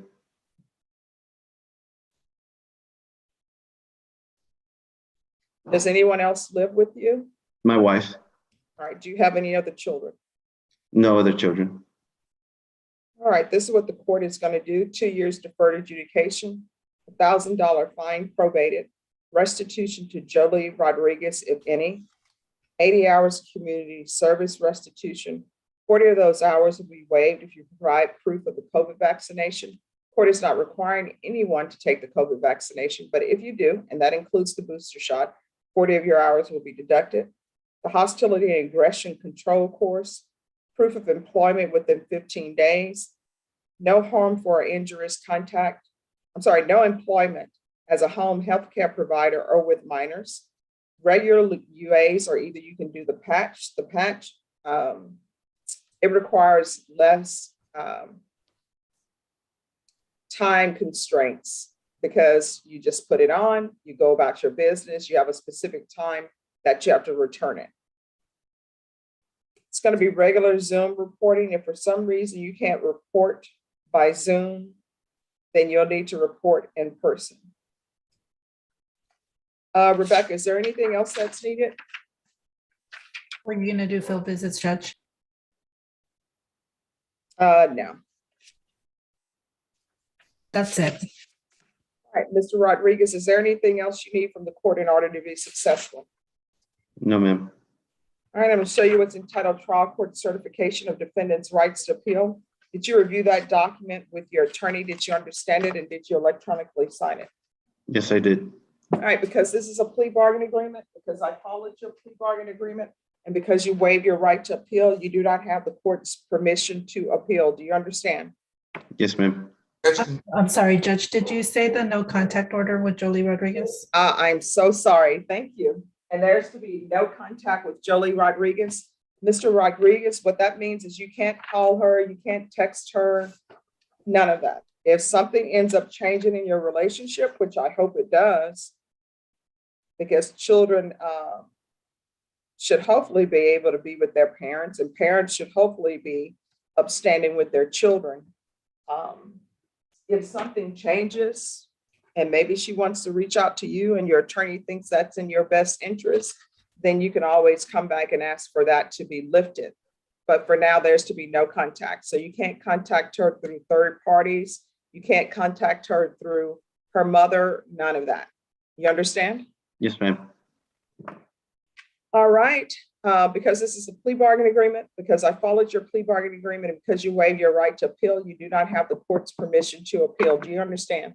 Yes, ma'am. All right, we can go off the record. Mr. Rodriguez, there are always better ways other than violence to handle a situation. And when you see that your temper is getting out of control, you need to just walk away and guess what? That same problem that you had on Wednesday, until you address it, it'll still be there. So this could have been addressed the next day or the day after that around dinner. And you could have easily said, look, I feel as though you're disrespecting me in my home that I paid for. I'm allowing you to live here. I'm giving you a certain amount of time to find your own place. And this is the time frame I'm giving you. Brenda, in our household, it was either you're going to college or either you're getting a job, but you're not going to be an adult just staying at home. Yeah, agree. So this is not Dallas or Dynasty or not Slanding. And please, Brenda, tell me there are some people who recognize those shows. Otherwise, I'm truly very old. Patrick, do you recognize those shows? I do. That goes way back, but yeah, my childhood. I spent a lot of time on the carpet watching Dynasty. Okay. Oh, see, now he's like letting me know how old he is, how young he is. I was on the carpet. Well, I was allowed to sit at the dinner table, so that's how old I was. I was allowed to sit on the couch. Brenda, you know, in families, you're only allowed to sit on the couch with food once they know you won't spill it. So that's how old I was. I'm still not allowed. All right, Mr. Villarreal, do you have victim impact on this case? Yes, Your Honor. If you just tell us what room I can move people. All right, I'm going to send you all to breakout room number 1. Mr. Rodriguez, victim impact. I require that everyone treat everyone with respect. So just listen and try to internalize what's being said. So Mr. Ballantyne, I'm going to send you to that breakout room as well. And Ms. Reyes, if you could go to that breakout room, because after that, you'll need to go over conditions with Mr. Rodriguez. And then after that's completed, you can all be excused from that breakout room. ADA Groomer is asking me to join him, so I'm going to see what he needs first, and then I'll join that breakout room. All right, thank you. All right, Monica Guerrero, you're back. I got kicked out. I didn't talk to anybody. All right, let me rename you. Okay. Okay, you have Sanchez. I have Sanchez's family violence, and I have Wesley Crawford, who, according to the misdemeanor court, is supposed to show up by Zoom today. Okay, let's see what's happening. All right, I'm going to send you to breakout room number 3. Thank you. Oh, and you're looking for Patrick Ballantyne, Mr. Rodriguez. Mr. Ballantyne, if you'll go to 1, please. Okay. Eric Baker. Yes, Judge. All right, and Roland Garcia.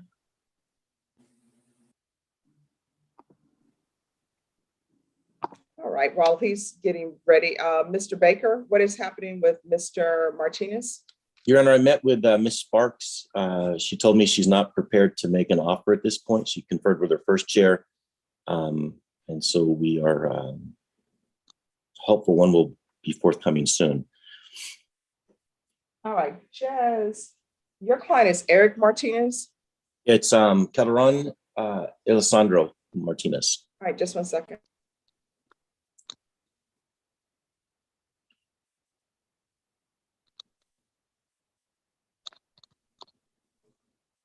And Your Honor, and I just want to let the court know, Mr. Martinez does not speak English.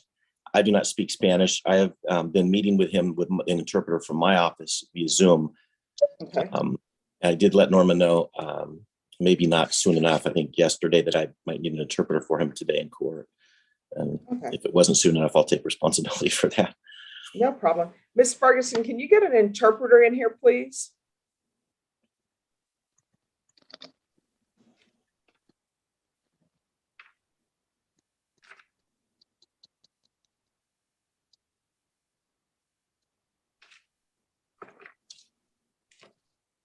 And to the clerk, that's 2022 CR 1540.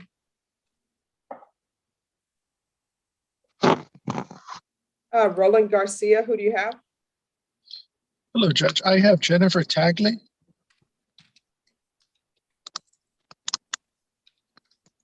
I think it's classified as family violence, but I'm not 100% sure about that.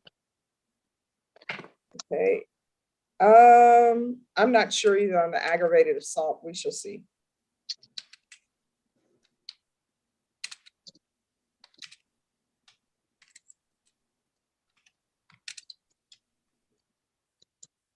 I'm going to send you to breakout room number 4. Thank you, Judge. You're welcome. That's okay. I looked and didn't see it.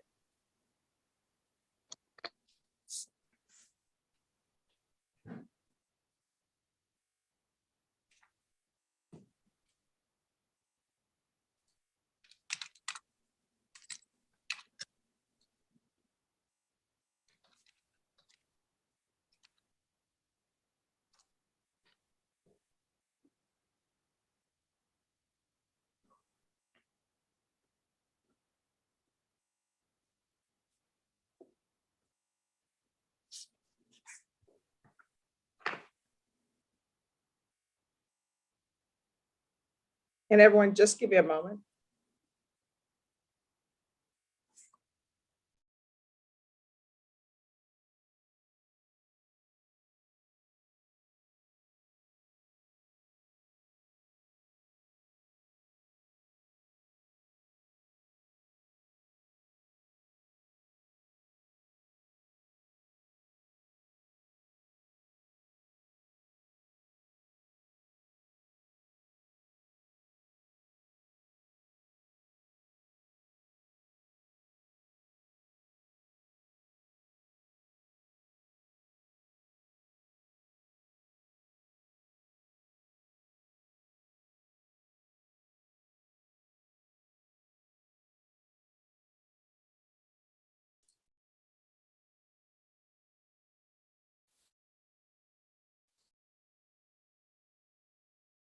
And Ms. Ferguson, I sent you a chat.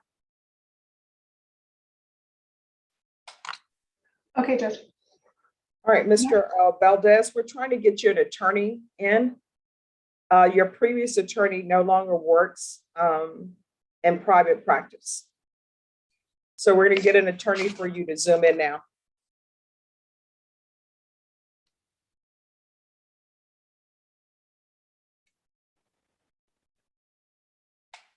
And Mr. Baker, Yes, Your Honor. do you know if Mr. Martinez is a citizen? He is not, and I was going to approach the court as soon as I had an offer with a request for an immigration attorney to be appointed to evaluate the plea, but I don't know what they're going to do yet. All right, Ms. Ferguson, can you have an immigration attorney Zoom in, please?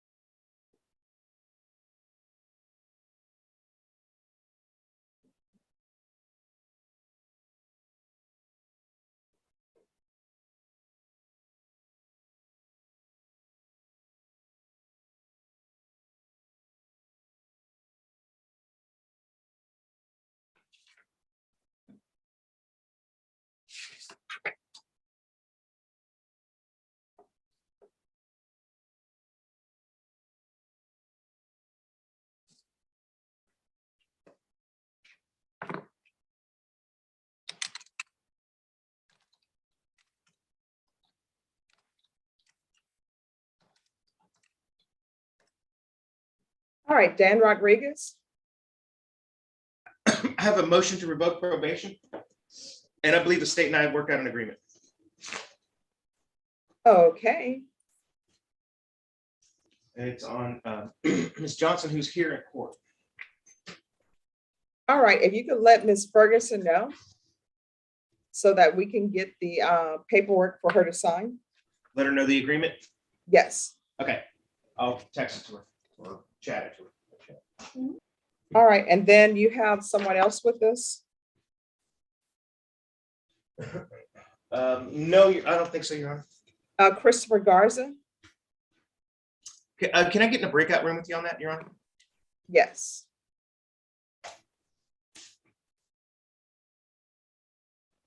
Courtroom, if you'll go to number 2, please.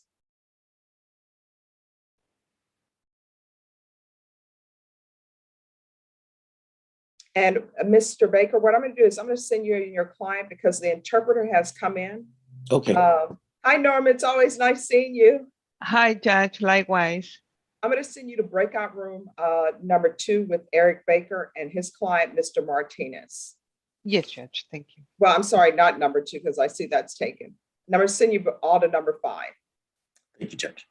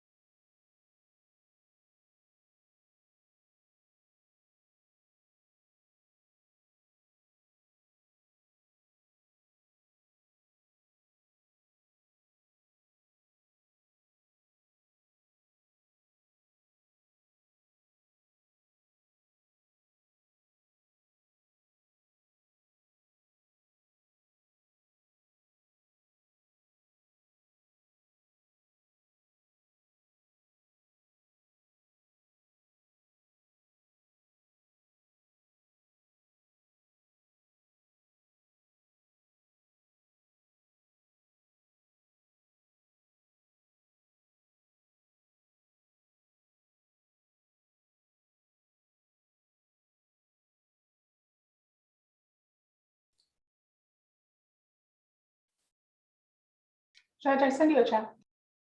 All right, thank you. All right, Mr. Valdez, your attorney is going to be Joseph Stateson. He should be logging in shortly, okay?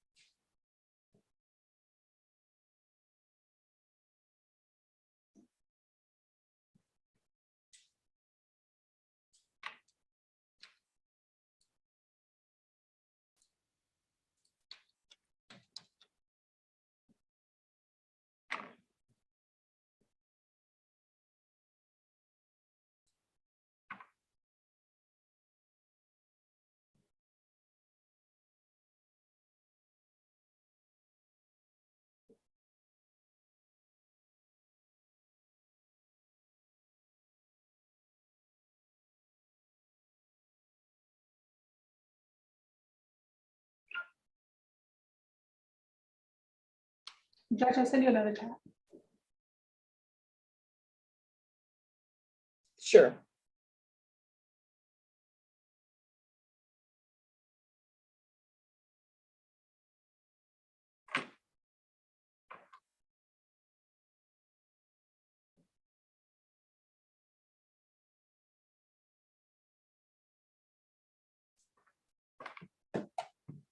Hello, Ms. Davila. I am going to send you to breakout room number 5. Good morning. Okay, thank you, Judge. Sure, no problem. And I'll meet you in 5. Okay.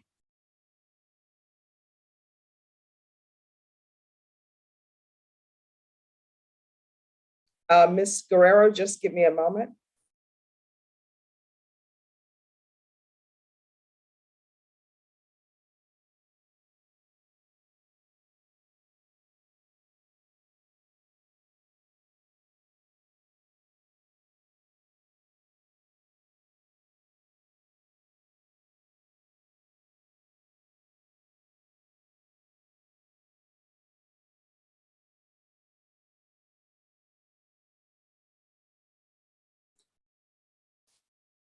All right, Ms. Guerrero.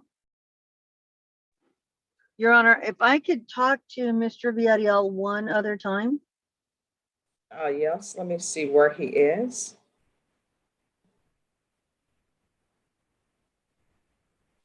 He is in number 4. As soon as he comes out of number 4, I'll have him speak to you.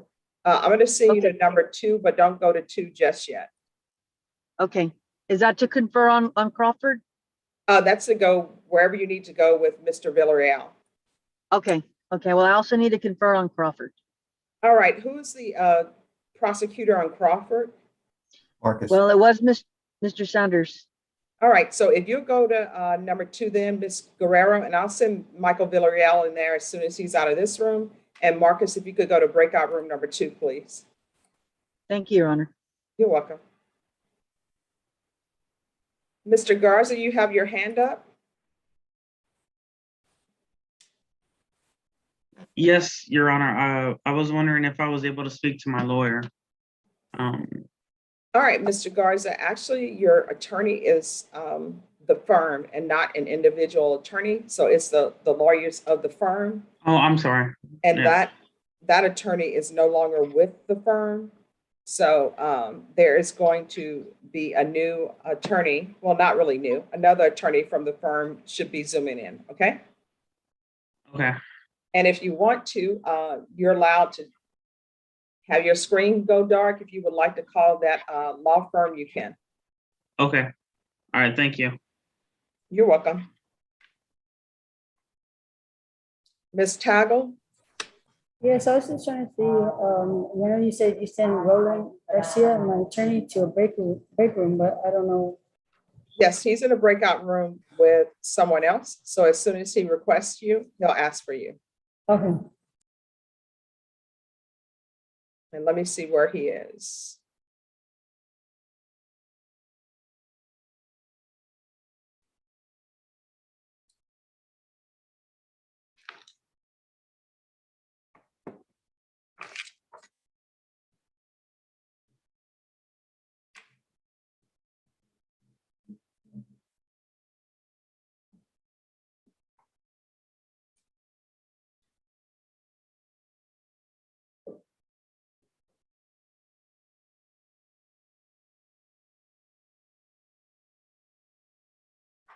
Everyone, just give me a moment, please.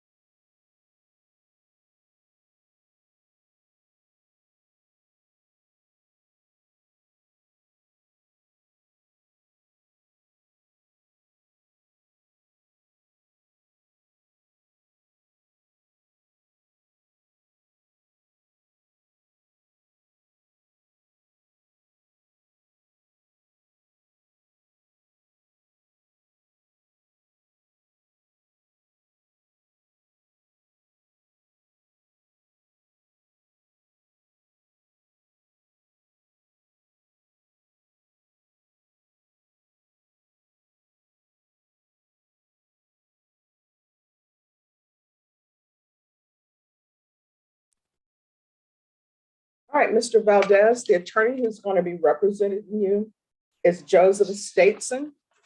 And I'm sure before he speaks to you, he may want to speak to the state just to see what's going on with your case. Okay, Mr. Valdez?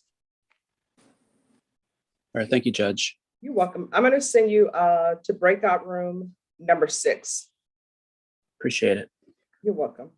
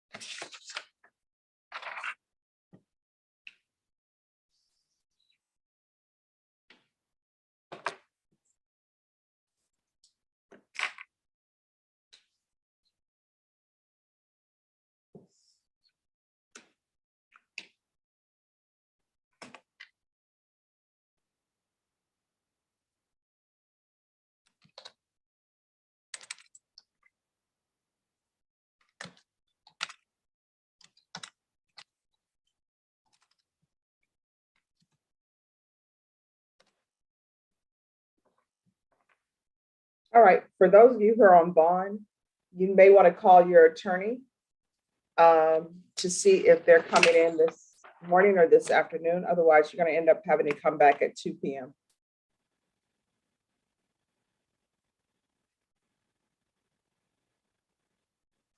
So Mr. Marcier, Jacob Garcia, Matthew Burke, Dustin Newkirk,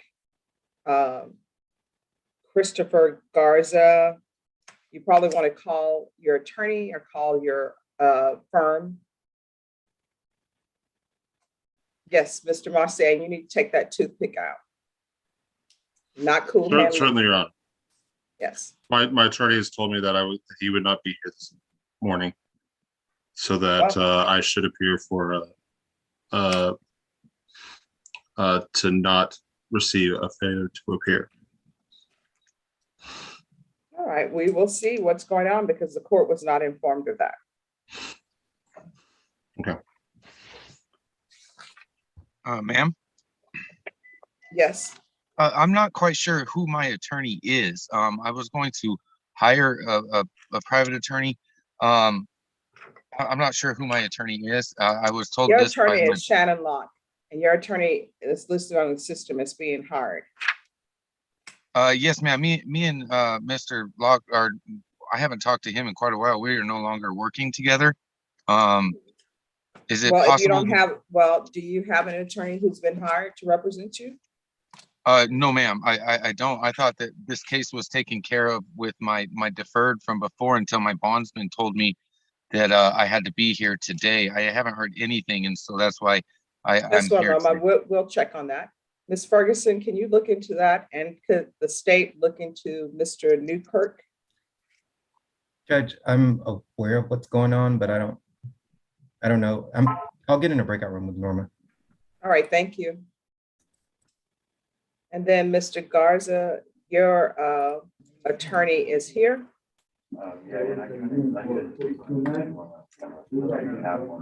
Yes. All right, I'm going to send you to breakout room. Judge, are you in a hearing? No. Mr. Garza, I'm sending your attorney to breakout room number 4. Judge, I sent you a chat. Thank you, ma'am. Am I going? I'm sorry to bother you, Judge. Am I going in there too? No, you're not going in there. Your counsel is going in there to speak with someone from the state. Thank you, ma'am. All right, and then Ms. Ferguson, on the one that Mauer is still in jury trial. Yes, ma'am. What date are we recalling that back? I'm gonna put something in the chat real quick, Judge. Thank you. Mr. Marcier, we're being told that your attorney is still in a jury trial. That's true, Your Honor. I just got off the phone with them. They said that they emailed Norma this morning. All right, just give us a moment. I've already given you the information. He's in jury trial. Just a second.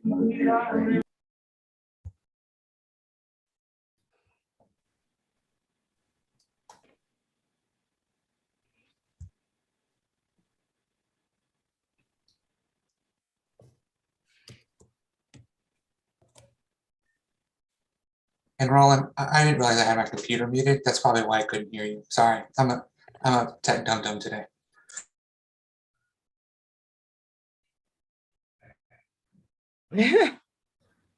All right, what date are you putting this on, Ms. Ferguson?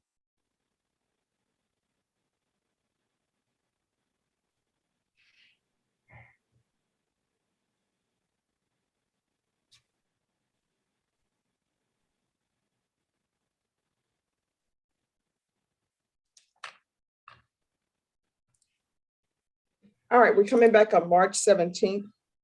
Mr. Marcier, you're excused. Have a radiant Thursday, Your Honor. Thank you. All right, you're welcome.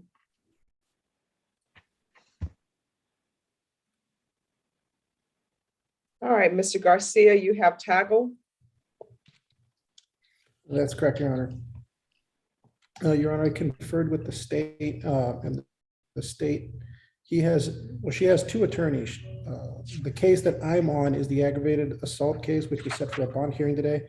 I've conferred with the state and they will be tendering a dismissal on that case, so it'll render the bond moot. The remaining cases, I assume, are going to stay open, and she has an attorney on those. All right. Thank you. Could I have a breakout room with my client just to make sure she understands what's going on? Yes, but I need her to come back to the main room after you speak with her. Thank you, Judge. I'm going to send you to breakout room number 7.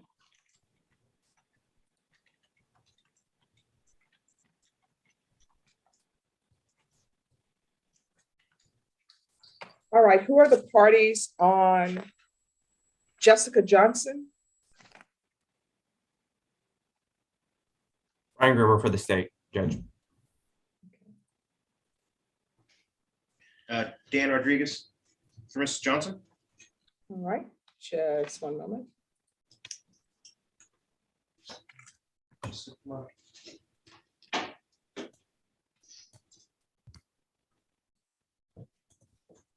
All right, the court is going to call 2021 CR 7243, State of Texas versus Jessica Lee Johnson. Can I have parties announced for the record for the state? Ryan Groomer for the state of Texas. For the Dan defense? Rodriguez. Dan Rodriguez on behalf of Jessica Johnson. And are you Miss Johnson? Yes, ma'am. We're proceeding by video because of the pandemic. The court will note for the record that the defendant is in the courtroom. Any objections with us proceeding by video, state? None from the state. Defense? No. Ms. Johnson, I'm showing you what's entitled defendant's consent to appear by video conference. Did you review that document with your attorney? Did you understand it and did you sign it? Yes, ma'am. Court will find that defendant has knowingly and voluntarily consented to appear by video. Next, I'm showing you what's entitled motion to enter adjudication of guilt and revoke community supervision. Did you review that document with your attorney? Did you understand it? Yes, ma'am. Are you the same Jessica Lee Johnson who was placed on deferred adjudication in 2021 CR 7243 for the offense of possession of a controlled substance, penalty group 1, 4 grams to 200 grams on September 8, 2021 for a term of 5 years? Is that you? Yes, ma'am. State?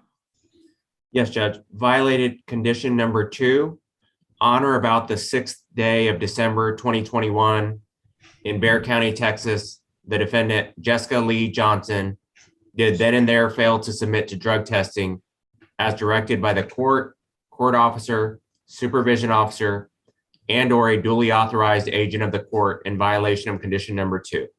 How do you plead to that? True or not true? True. State? We'd waive the remaining conditions, Judge. Any objections to the state's waivers? No, Your Honor. Miss Johnson, did you understand by pleading true to violation of condition number 2, the court could find it true, grant the motion, find you guilty, not grant you community supervision, sentence you up to 20 years in prison and up to a $10,000 fine? Did you understand? Yes, ma'am. Knowing that, do you still wish to plead true to violation of condition number 2? Yes, ma'am. Court will find violation of condition number 2 true. Is there an agreement? There is, Judge. We have an agreed recommendation that we'd ask the court to follow. On this particular case, Judge, we'd ask that you deny the motion to adjudicate against Ms. Johnson and to alter and amend her conditions to include a couple of new conditions, one of them being the MRT or the Moral Recognition Therapy course. In addition, we'd ask that you add weekly UAs for 90 days with a disclaimer that if Ms. Johnson misses or tests positive on any of those tests, that we Sorry, you're muted. That was me. I did that by accident. I was letting someone zoom in. Oh, it's okay. Right. How far was I along? Did I say the MRT thing, Brenna? Yes, Yes, it said MRT 90 and weekly UAs. 90 days, and if she misses those tests. Correct. Yeah. So 90 days of weekly UAs, Judge, and just with the disclaimer that we would file an MTR if she misses or tests positive on any of those tests. In addition, there's a parenting course that we'd like you to order her to start that up within 2 weeks. And finally, Judge, we just would like you to admonish Ms. Johnson. She's picked up 2 MTRs in the very beginning of her deferred. She's just started out. She's had some personal issues in her life. However, we just wanted you to make sure that she's admonished of the seriousness of the deferred that she's on, and that she needs to be doing her conditions, going to her tests, and also complying with CPS, which was an order that you had given her that I think she had some trouble with initially, and just to stress the importance of that condition. All right, is that the agreement, Mr. Rodriguez? Your Honor, everything sounds correct. The only thing I recall is our discussion was your analysis weekly for the first 60 days. Other than that, everything sounds correct. I'm okay with Judge. I'm okay with that. I thought 90, but 60, nonetheless, just her going to them. Your decision, Judge. All right. Ms. Johnson? Yes, ma'am. You're doing a UA today. What are the results going to be? Good. I'm clean. I'm sorry, what? They're good. I'll be clean. All right, because here's the thing. Now's the time to be honest with me, because I am going to make you do a UA today. And if you don't do that UA today, I'm going to have a motion to revoke file, and we'll be having a discussion while you're at the Bexar County Jail. Okay. So what are the results going to be? They'll be good. What does that mean? They'll be good. They'll be clean. All right, can you raise your right hand for me, please? Do you Yes, ma'am. solemnly swear or affirm the testimony you give will be the truth and nothing but the truth, so help you God? Yes, ma'am. All right, you can lower your hand. When's the last time you used? In the very beginning, when I first was on probation. Why are you not going to your UAs? I actually did go, and they were just not, they said it wasn't incomplete, like it wasn't a full enough sample for them to use. Why are you not giving full samples? I just didn't have to pee when I went that time. And it was when I first was on probation. It was my first time. I was not aware at that time that I could go back in and redo it. Okay, here's the thing. You're not here for when you were first placed on probation. You're here for violations that have happened recently. That's what we're here. We're not talking about when you were first placed on probation. We're talking right now. So why have you not been going to your UAs? I haven't been sent, ma'am, since I was released. Like the ones that they're talking about are from when I got out the last time. All right, you're going to do a UA today. Right. And do you know if you violate your probation, do you know how much time you're looking at potentially in prison? Up to 20. And I had previously ordered parenting classes, and I'm assuming your children are not with you? No, ma'am. I was told to wait here by the last probation officer. She didn't clear me to go back yet. I know you originally did when we were in court. No, And my they- question is, where are your children? They're still with my mother at the same address. Okay, so In basically Elmendorf. what seems to be happening with you, and I've done child protective services cases a lot, Mhm. you're half-stepping. You're not doing what you need to do because your mother is your backup plan. And your mother is taking care of your children and you are not. Okay. Well, I mean, there's not an okay to it. That's what's happening. You haven't done your parenting classes. Have you started your parenting classes? No, ma'am. And you've been on probation since September. And you haven't started your parenting classes. And you need to do your parenting classes in order to get custody of your children back. So either you don't care about your children, or either you think that your mother is going to be taking care of your children and you're just going to step in after they terminate your parental rights. Are you paying child support? No, ma'am. So your mom is taking care of your children that she didn't birth into this world and you're not paying child support. Are you working? I'm sorry, what was the last part of it? Are you working? Yes, ma'am. I'm doing the part-time Uber and I've been taking care of my father here lately. I'm trying to get him to put on some weight so that I can get him in for his surgery, but I do work and I do send them groceries from here. Your children need more than groceries. Right. Did you eat today? Yes, ma'am. See, here's the thing that people don't realize. Children need to eat. You can't just have children and put them on, at Travis Park and tell them go forth and raise themselves. Every bit that they have has to come from their parents, their clothing, their food. Whenever you sit down to eat, you need to be wondering, what is my child eating? Yes, ma'am. So you're going to get on board with all of this. If you don't, you could end up going to prison. On the CPS side, I think you've already calculated and just determined, well, even if I don't do what I'm supposed to do, they're with my mom, they'll terminate my rights. The children will end up with my mom. The taxpayers will end up paying a portion to her because she's taking care of your children and you're free on the hook. And maybe you can come in and be the sunny delight mom, where you just come in and be happy with them and then give them back to your mom. But we're not going to have that here. You're going to do the MRT. I'll deny the motion. And MRT is basically a course which something you should have learned in primary school. Basically, that's doing what's right and following through on what you said you were going to do. I'm going to do the UA hotline, and the UA hotline is going to be until further notice. Don't miss calling that line. Sometimes you're going to call it, they're going to say, come in and do a UA. Sometimes you call it, they may not say, do a UA. You're going to do parenting classes, and you are enrolling within 7 days in that parenting class. There's going to be CPS compliance. And I'm going to want field visits.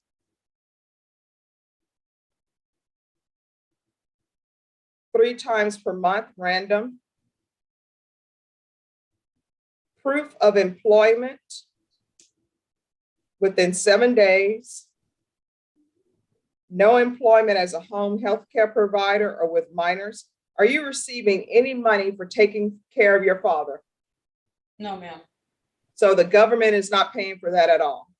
No, he's mentioned to me before, about it, but I've never actually did the paperwork for it or anything like that. Don't do the paperwork because the court doesn't allow that. Do you understand? Right. Yes, ma'am. You're going to do a UA today? Okay. By 1:30 p.m.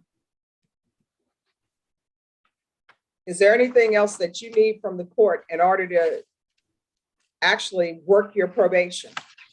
No, ma'am. Probation, is there anything else that Ms. Johnson needs? No, ma'am. All right, I'm going to send you to a breakout room. Get the UA done today. Ms. Reyes, if that UA is not done today, file a motion to revoke. Yes, ma'am. Your All Honor, right. just so I'm clear, is that UA going to be done here or at the normal place where they send people for UA? Probation will instruct you. Usually when we're in person, I'm able to get someone to come down and do it today. But Okay. probation will instruct you.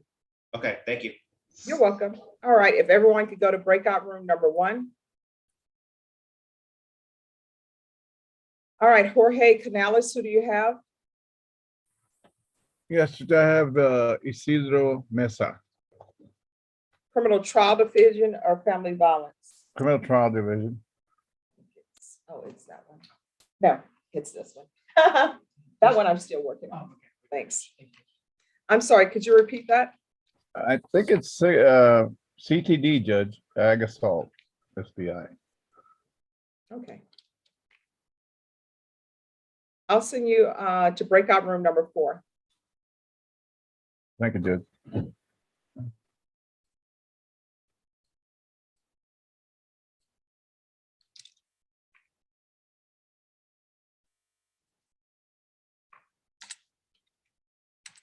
All right, Mr. Baker. Yes, Your Honor. We've had a chance to confer with Ms. Davila, and she was very helpful. She's going to provide a Padilla letter for us. I just need to get her some information. And like I informed the court before, the state has not made us an offer on what I'd consider the lead case yet. And we're hoping that would come as soon as possible. All right, let me just try to find your client on the docket sheet. Okay, he's Calderon, Your Honor, Calderon Elson. Okay. All right, Ms. Ferguson, can I have a 30-day reset in the chat box, please?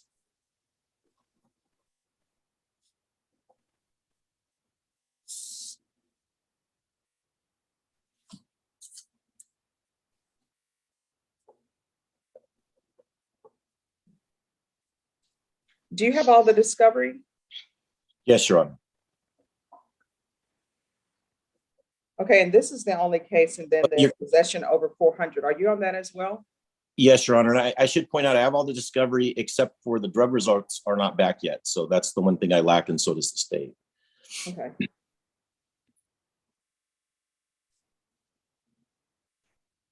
All right, we're not going to go on the record, Ms. Nero, but I just want Mr. Martinez to be able to know what the court has said. Yes, Your Honor. Mr. Martinez? Señor Martínez, la jueza está dirigiendo a usted. Okay. Can you raise your thumb if you can hear me? Levante su dedo pulgar para ver si escucha a la jueza a través de mí. Okay. Awesome. All right, we're going to come back on April 6th. Vamos a regresar abril 6. At that time, the state will make an offer to your attorney. Y en esa fecha, el Estado va a presentar una oferta a su abogado. On the drug case, hopefully the results will be in by then as well. Con respecto al caso de drogas, y esperamos que los resultados de drogas ya estén listos para esa fecha. Mr. Baker, do you have the contact information for the immigration attorney, Teresa Coles-Davila? Yes, Your Honor. We exchanged information, and I'm going to be contacting her with what she needs tomorrow. Oh. Okay. Ok, señor Baker, usted tiene la información de la abogada de migración. Sí, su señoría, nosotros intercambiamos esa información. Mr. Martinez, do you have any questions? Señor Martínez, ¿tiene preguntas para la juez? No, gracias. No, thank you. If you're released on bond, you can appear by Zoom. Y si usted es puesto en libertad bajo fianza, la siguiente vez usted pudiera comparecer por Zoom. Right, but if you're still in custody, pero si usted todavía se encuentra bajo custodia, we will have you brought over by Zoom. Entonces lo traeríamos aquí para que se presente también a través de Zoom. Gracias. Thank you. Thank you. So we're going to have you sit back. So, Mr. Baker, do you need to speak with him anymore? No, Your Honor, I don't. We've spoken. All right. Mr. Martinez, we're going to have you sent back. Señor Martínez, ya lo van a regresar. Su abogado ya no tiene nada que decir. Okay, thank you. Gracias. Okay. Gracias. Thank you, Your Honor. Thank you. Norma, that's L7. And Norma, thank you for coming in. Whenever you come in, we have 3 Normas because the deputy is Norma, the coordinator is Norma. I know. Norma. I know. Well, good to see everybody. All right, you two have a great rest of your day. You too. Bye-bye. Bye-bye. All right, Mr. Baker, do you have anyone else with us?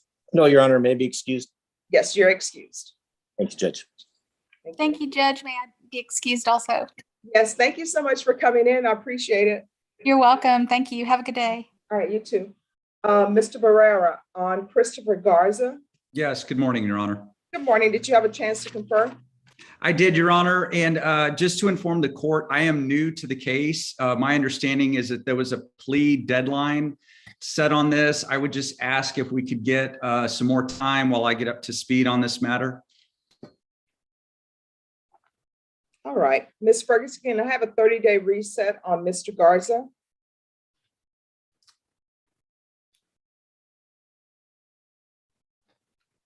All right, we're going to come back on April 6th. I'll extend the plea deadline date to that date, Mr. Barrera. Thank you.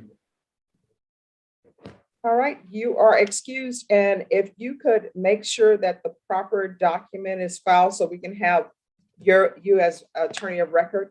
Yes, Your Honor. We'll take care of that today. All right, thank you. Thank you, Judge. And may my client be excused? Yes, Thank Mr. you. Garza, you're excused. And Shannon Locke, I'm going to send you to breakout room number 3.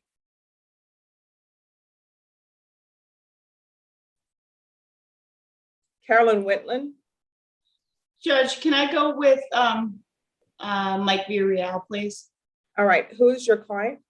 Matthew Burke from yesterday. Okay. I'm going to send you to breakout room number 5. Perfect. Thank you, Judge. You're welcome.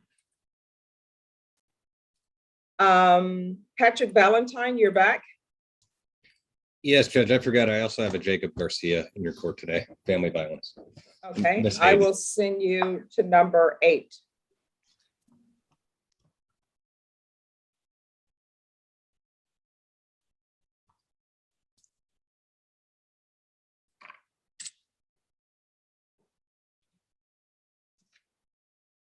Oh, and Ms. Ferguson, did you and Mr. I'm sorry, did you and the attorney talk about Mr. Newkirk? Yes.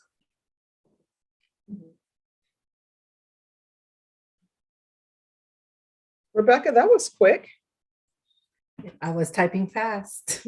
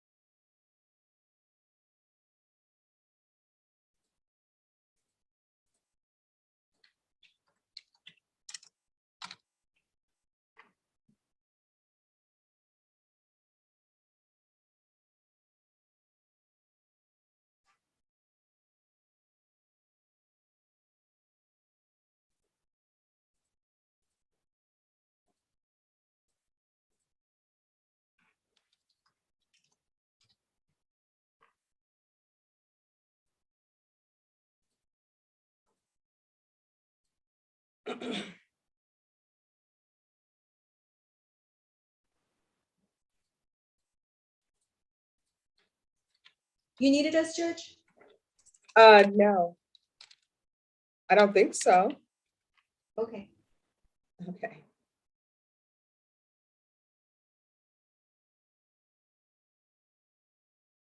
Roland Garcia, you're back. I am, Judge. I have an off-docket matter I'd like to approach on, but I think I probably need to confer with Marcus if he's available. What is the cause number? Give me 1 second.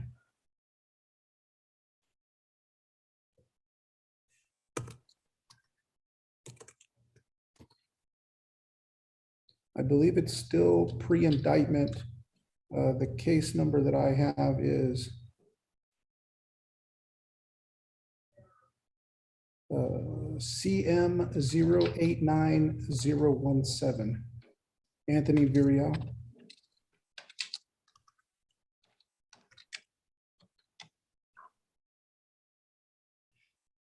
Okay, I'm going to send you to breakout room number 9. Thank you, Judge. You're welcome. Monica Guerrero, you're back. I am back. So I have not been successful on anything today. On Juventino Sanchez, I guess we need a trial setting. And then on Mr. Wesley Crawford, he was supposed to show up in County Court 15. I don't know what facility he was calling from because he is still incarcerated with the feds, but I don't believe he signed on there or here. All right, so let's start with Mr. Sanchez.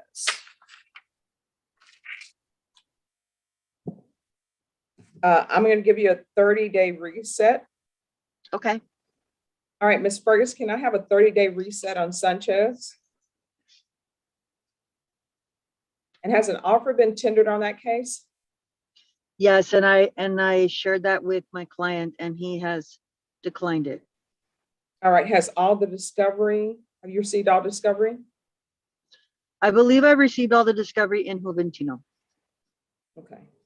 All right, so Mr. Sanchez, if you can unmute for me, please. Yes, go ahead. All right, Mr. Sanchez, we're going to come back on April 6th. My understanding is that your counsel has received an offer from the state and your counsel has all the discovery. So when you come back on the 6th, the next date that I give you will be your plea deadline date, okay? Okay. All right. Is there anything else, Mr. Sanchez? No, that's it. All right, thank you. Norma, you can let them know that Sanchez can go back. And then on Mr. Crawford, you said that he was supposed to be zooming in the county court? Allegedly, I have not spoken to him.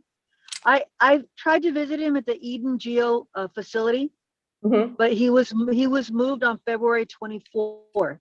So the marshals, they're in transition to the new building, and I have not received a call as to where Mr. Crawford has been transferred to. The federal pacer does say his release date's not until June 3rd of 2022. Okay. This court released him to federal custody. So I don't know. I don't know what else to say. And on that one, I did ask Mr. Saunders to look into the discovery. I think there's some stuff that is missing. Okay, on that one, we'll set it for April 6th as well, since you'll be here. And we'll see if we can locate him and also make sure you have your discovery. Thank you, Judge. All right, do you have anyone else with this? No, Your Honor. All right, thank you. Have a great rest of your day. Monica, you do Thank have you. one. You do have one more, but he's not due until 2 o'clock. Oh, that's Derek. That's at 2 o'clock. I'll be here too. All right, thank you. Thank you. Bye. Bye. Shannon Locke on Dustin Newkirk. Yes, ma'am. So I've conferred with Marcus and I've talked to Mr. Newkirk. We're gonna get set on the misdemeanor case that he has open, and that should resolve this case if we could just get a little bit of time to do that, Your Honor. All right, which court is the misdemeanor case out of? County Court 11. All right, have you talked to 11 to discover when they can put this on their docket? It looks like it is on the docket for April 6th. And there's no way to move it before then? I can certainly send him an email to do that. And who is that judge? Spolhansky. Okay. All right, I'm sure he will be willing to do it sooner.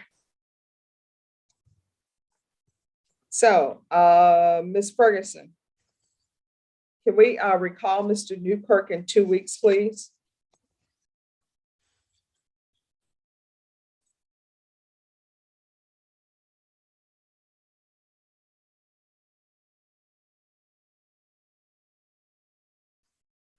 All right, so we'll come back on March 30th.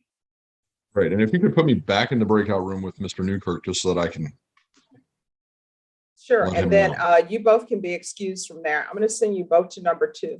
thank you. Thank you. Have a great rest of your day. You too. Thank you, Your Honor. I apologize for being late. Oh, no problem.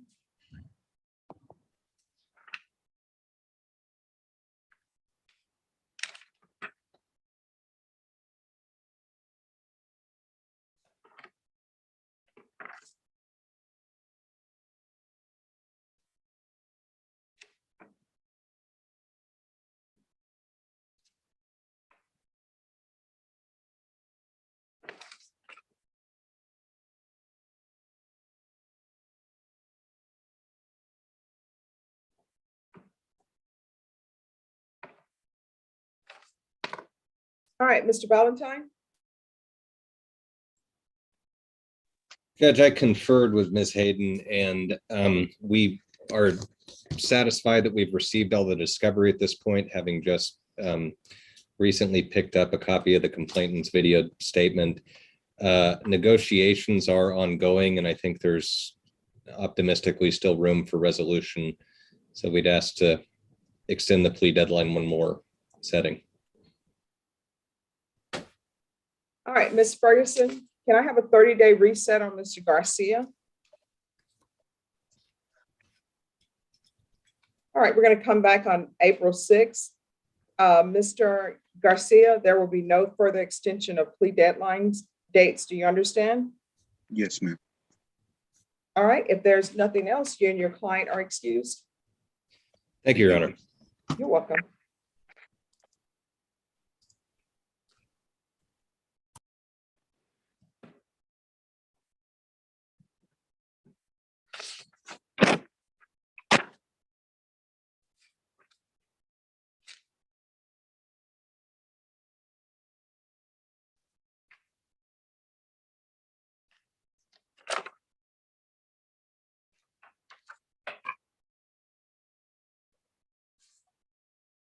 All right, and Ms. Ferguson, I'm going to put some attorney's name in the chat box for you.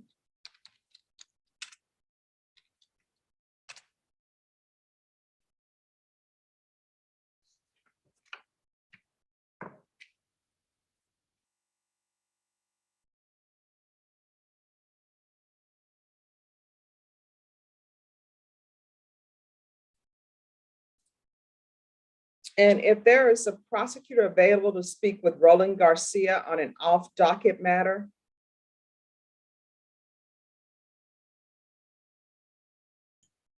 I can jump in there, Judge. All right, thank you. He's in 7. Okay, I see him.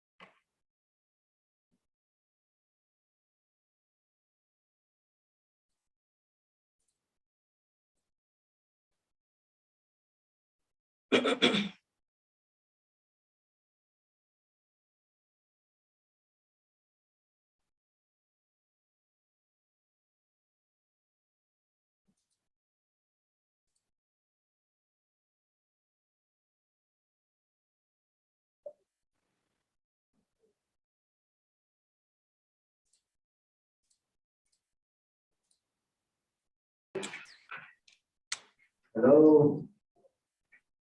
Your Honor, Yes, Mr. Trejo. who is my lawyer? Judge, I just sent you a chat. All right, your attorney is zooming in. But we're gonna take our break at noon, so maybe brought back at 2. Marcus, Carlos. You talking to me? Trejo? Yes, Mr. Trejo. All right, thank you. All right, Brenda, whenever somebody asks me if I'm talking to them, I always say I'm a taxi driver. All right, Roland Garcia. Hello, Judge. So Judge, Yes. so on that case number that I gave you earlier, Anthony Villarreal. Yes. I have not prepared a motion. This is something that just came up this morning, but I conferred with Mr. Groomer, who is in agreement. What we're asking for, his stepdaughter is being induced on a premature delivery. And so he's asking for permission to go be there with his family to Southwest General Hospital. So what we're asking for is that for the next 48 hours, that in addition to his GPS restrictions, he'd be allowed to travel to and from Southwest General Hospital. All right, if you send me the agreement, then the court will sign it. Okay, I'll send an order to you as soon as I can prepare it, Judge. All right, thank you. And I'll make sure to CC Mr. Groomer. All right, thank you. Thank you. Joseph Stateson. Yes, Your Honor. I conferred with Ryan. I don't have my discovery yet.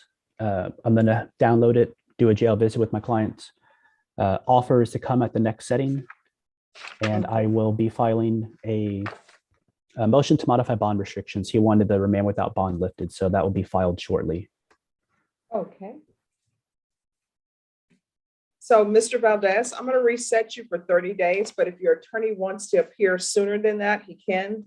Your attorney's just informed me that he's going to file a motion to have your bond reinstated or a motion to have a bond set. So your attorney can come back anytime and do that sooner if he wishes. All right, Ms. Ferguson, Mr. Valdez, can I have a 30-day reset, please? All right, we're going to come back on April 6th.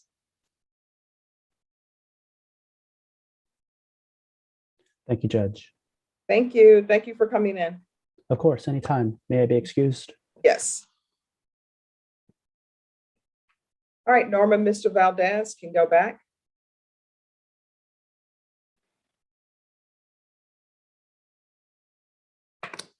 Oh, and the other person that's needed.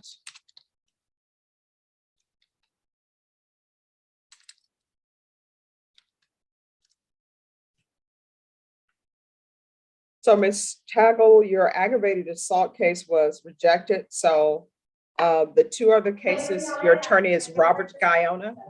So he should be zooming in. Okay.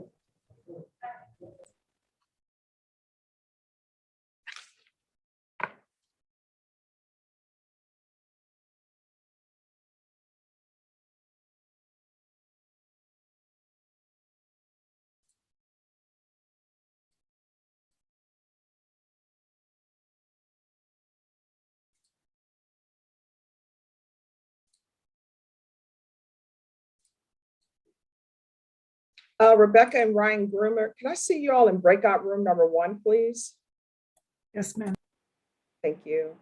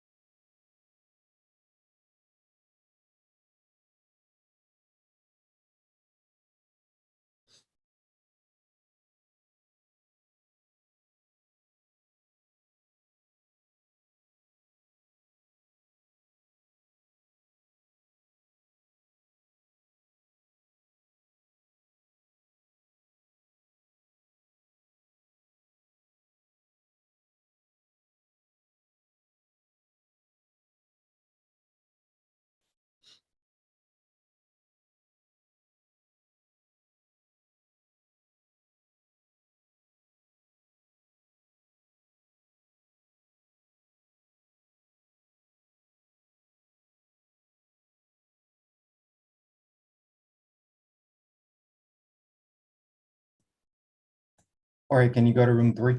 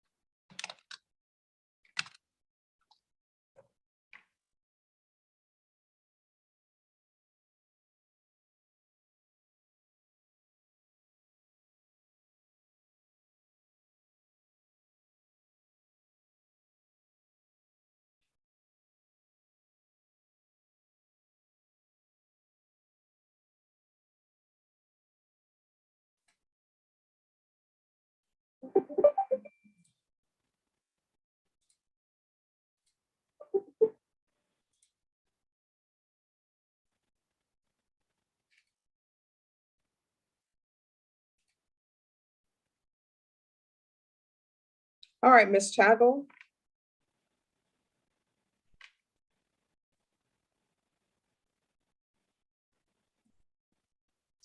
Thank you. Let me see.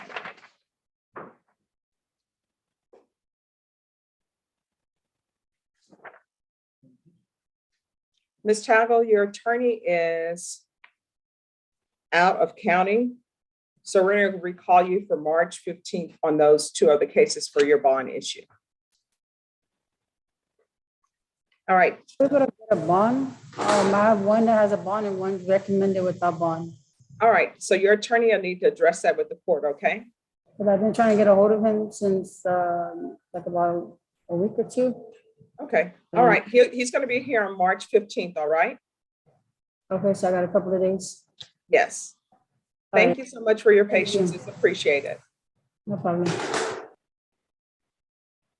All right. Carolyn Whitland on Burke. Yes, Judge, and I can give my announcement, but then Michael, when we finish this, can I talk to you again quickly?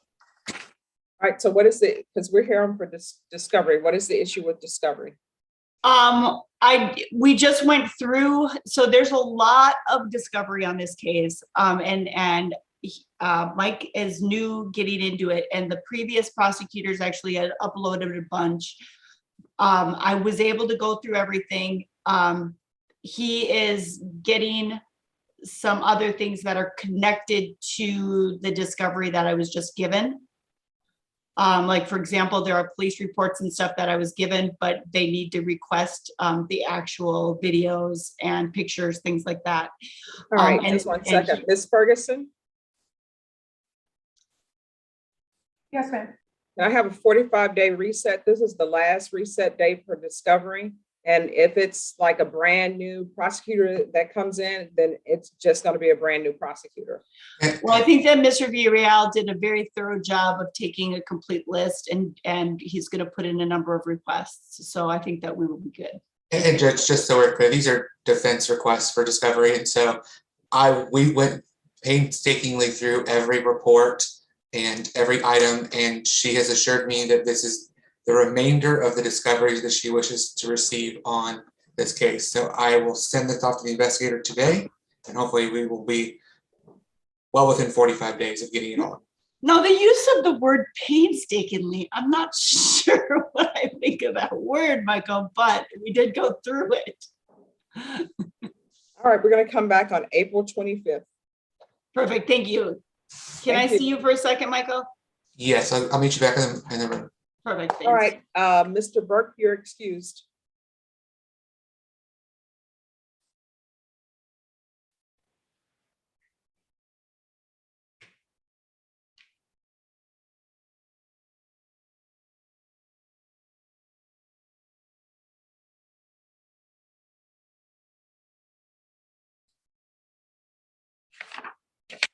Mr. Trejo, we're going to bring you back at 2 p.m. Norma, Mr. Trejo is coming back at 2. And he's 14-0.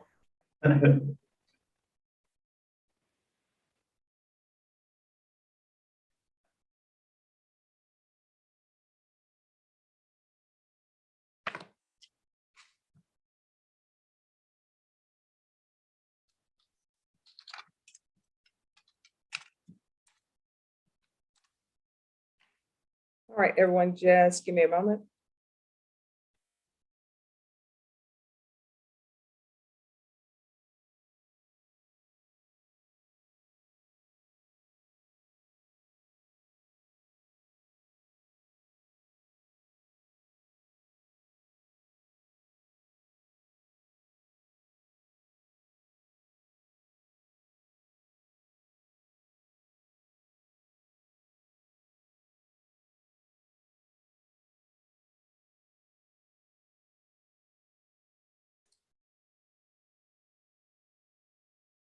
All right, Judy Wimbert, your case is being recalled for 2 p.m.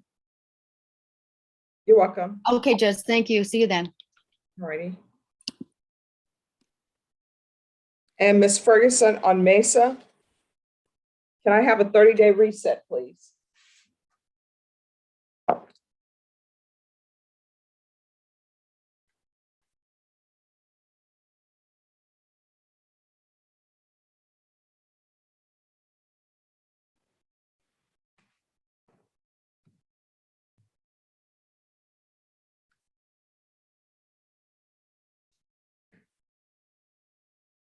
All right, Mr. Mesa, we're going to bring you back on April 5th. All right, Ms. Ferguson, L15 can go back. And we're going to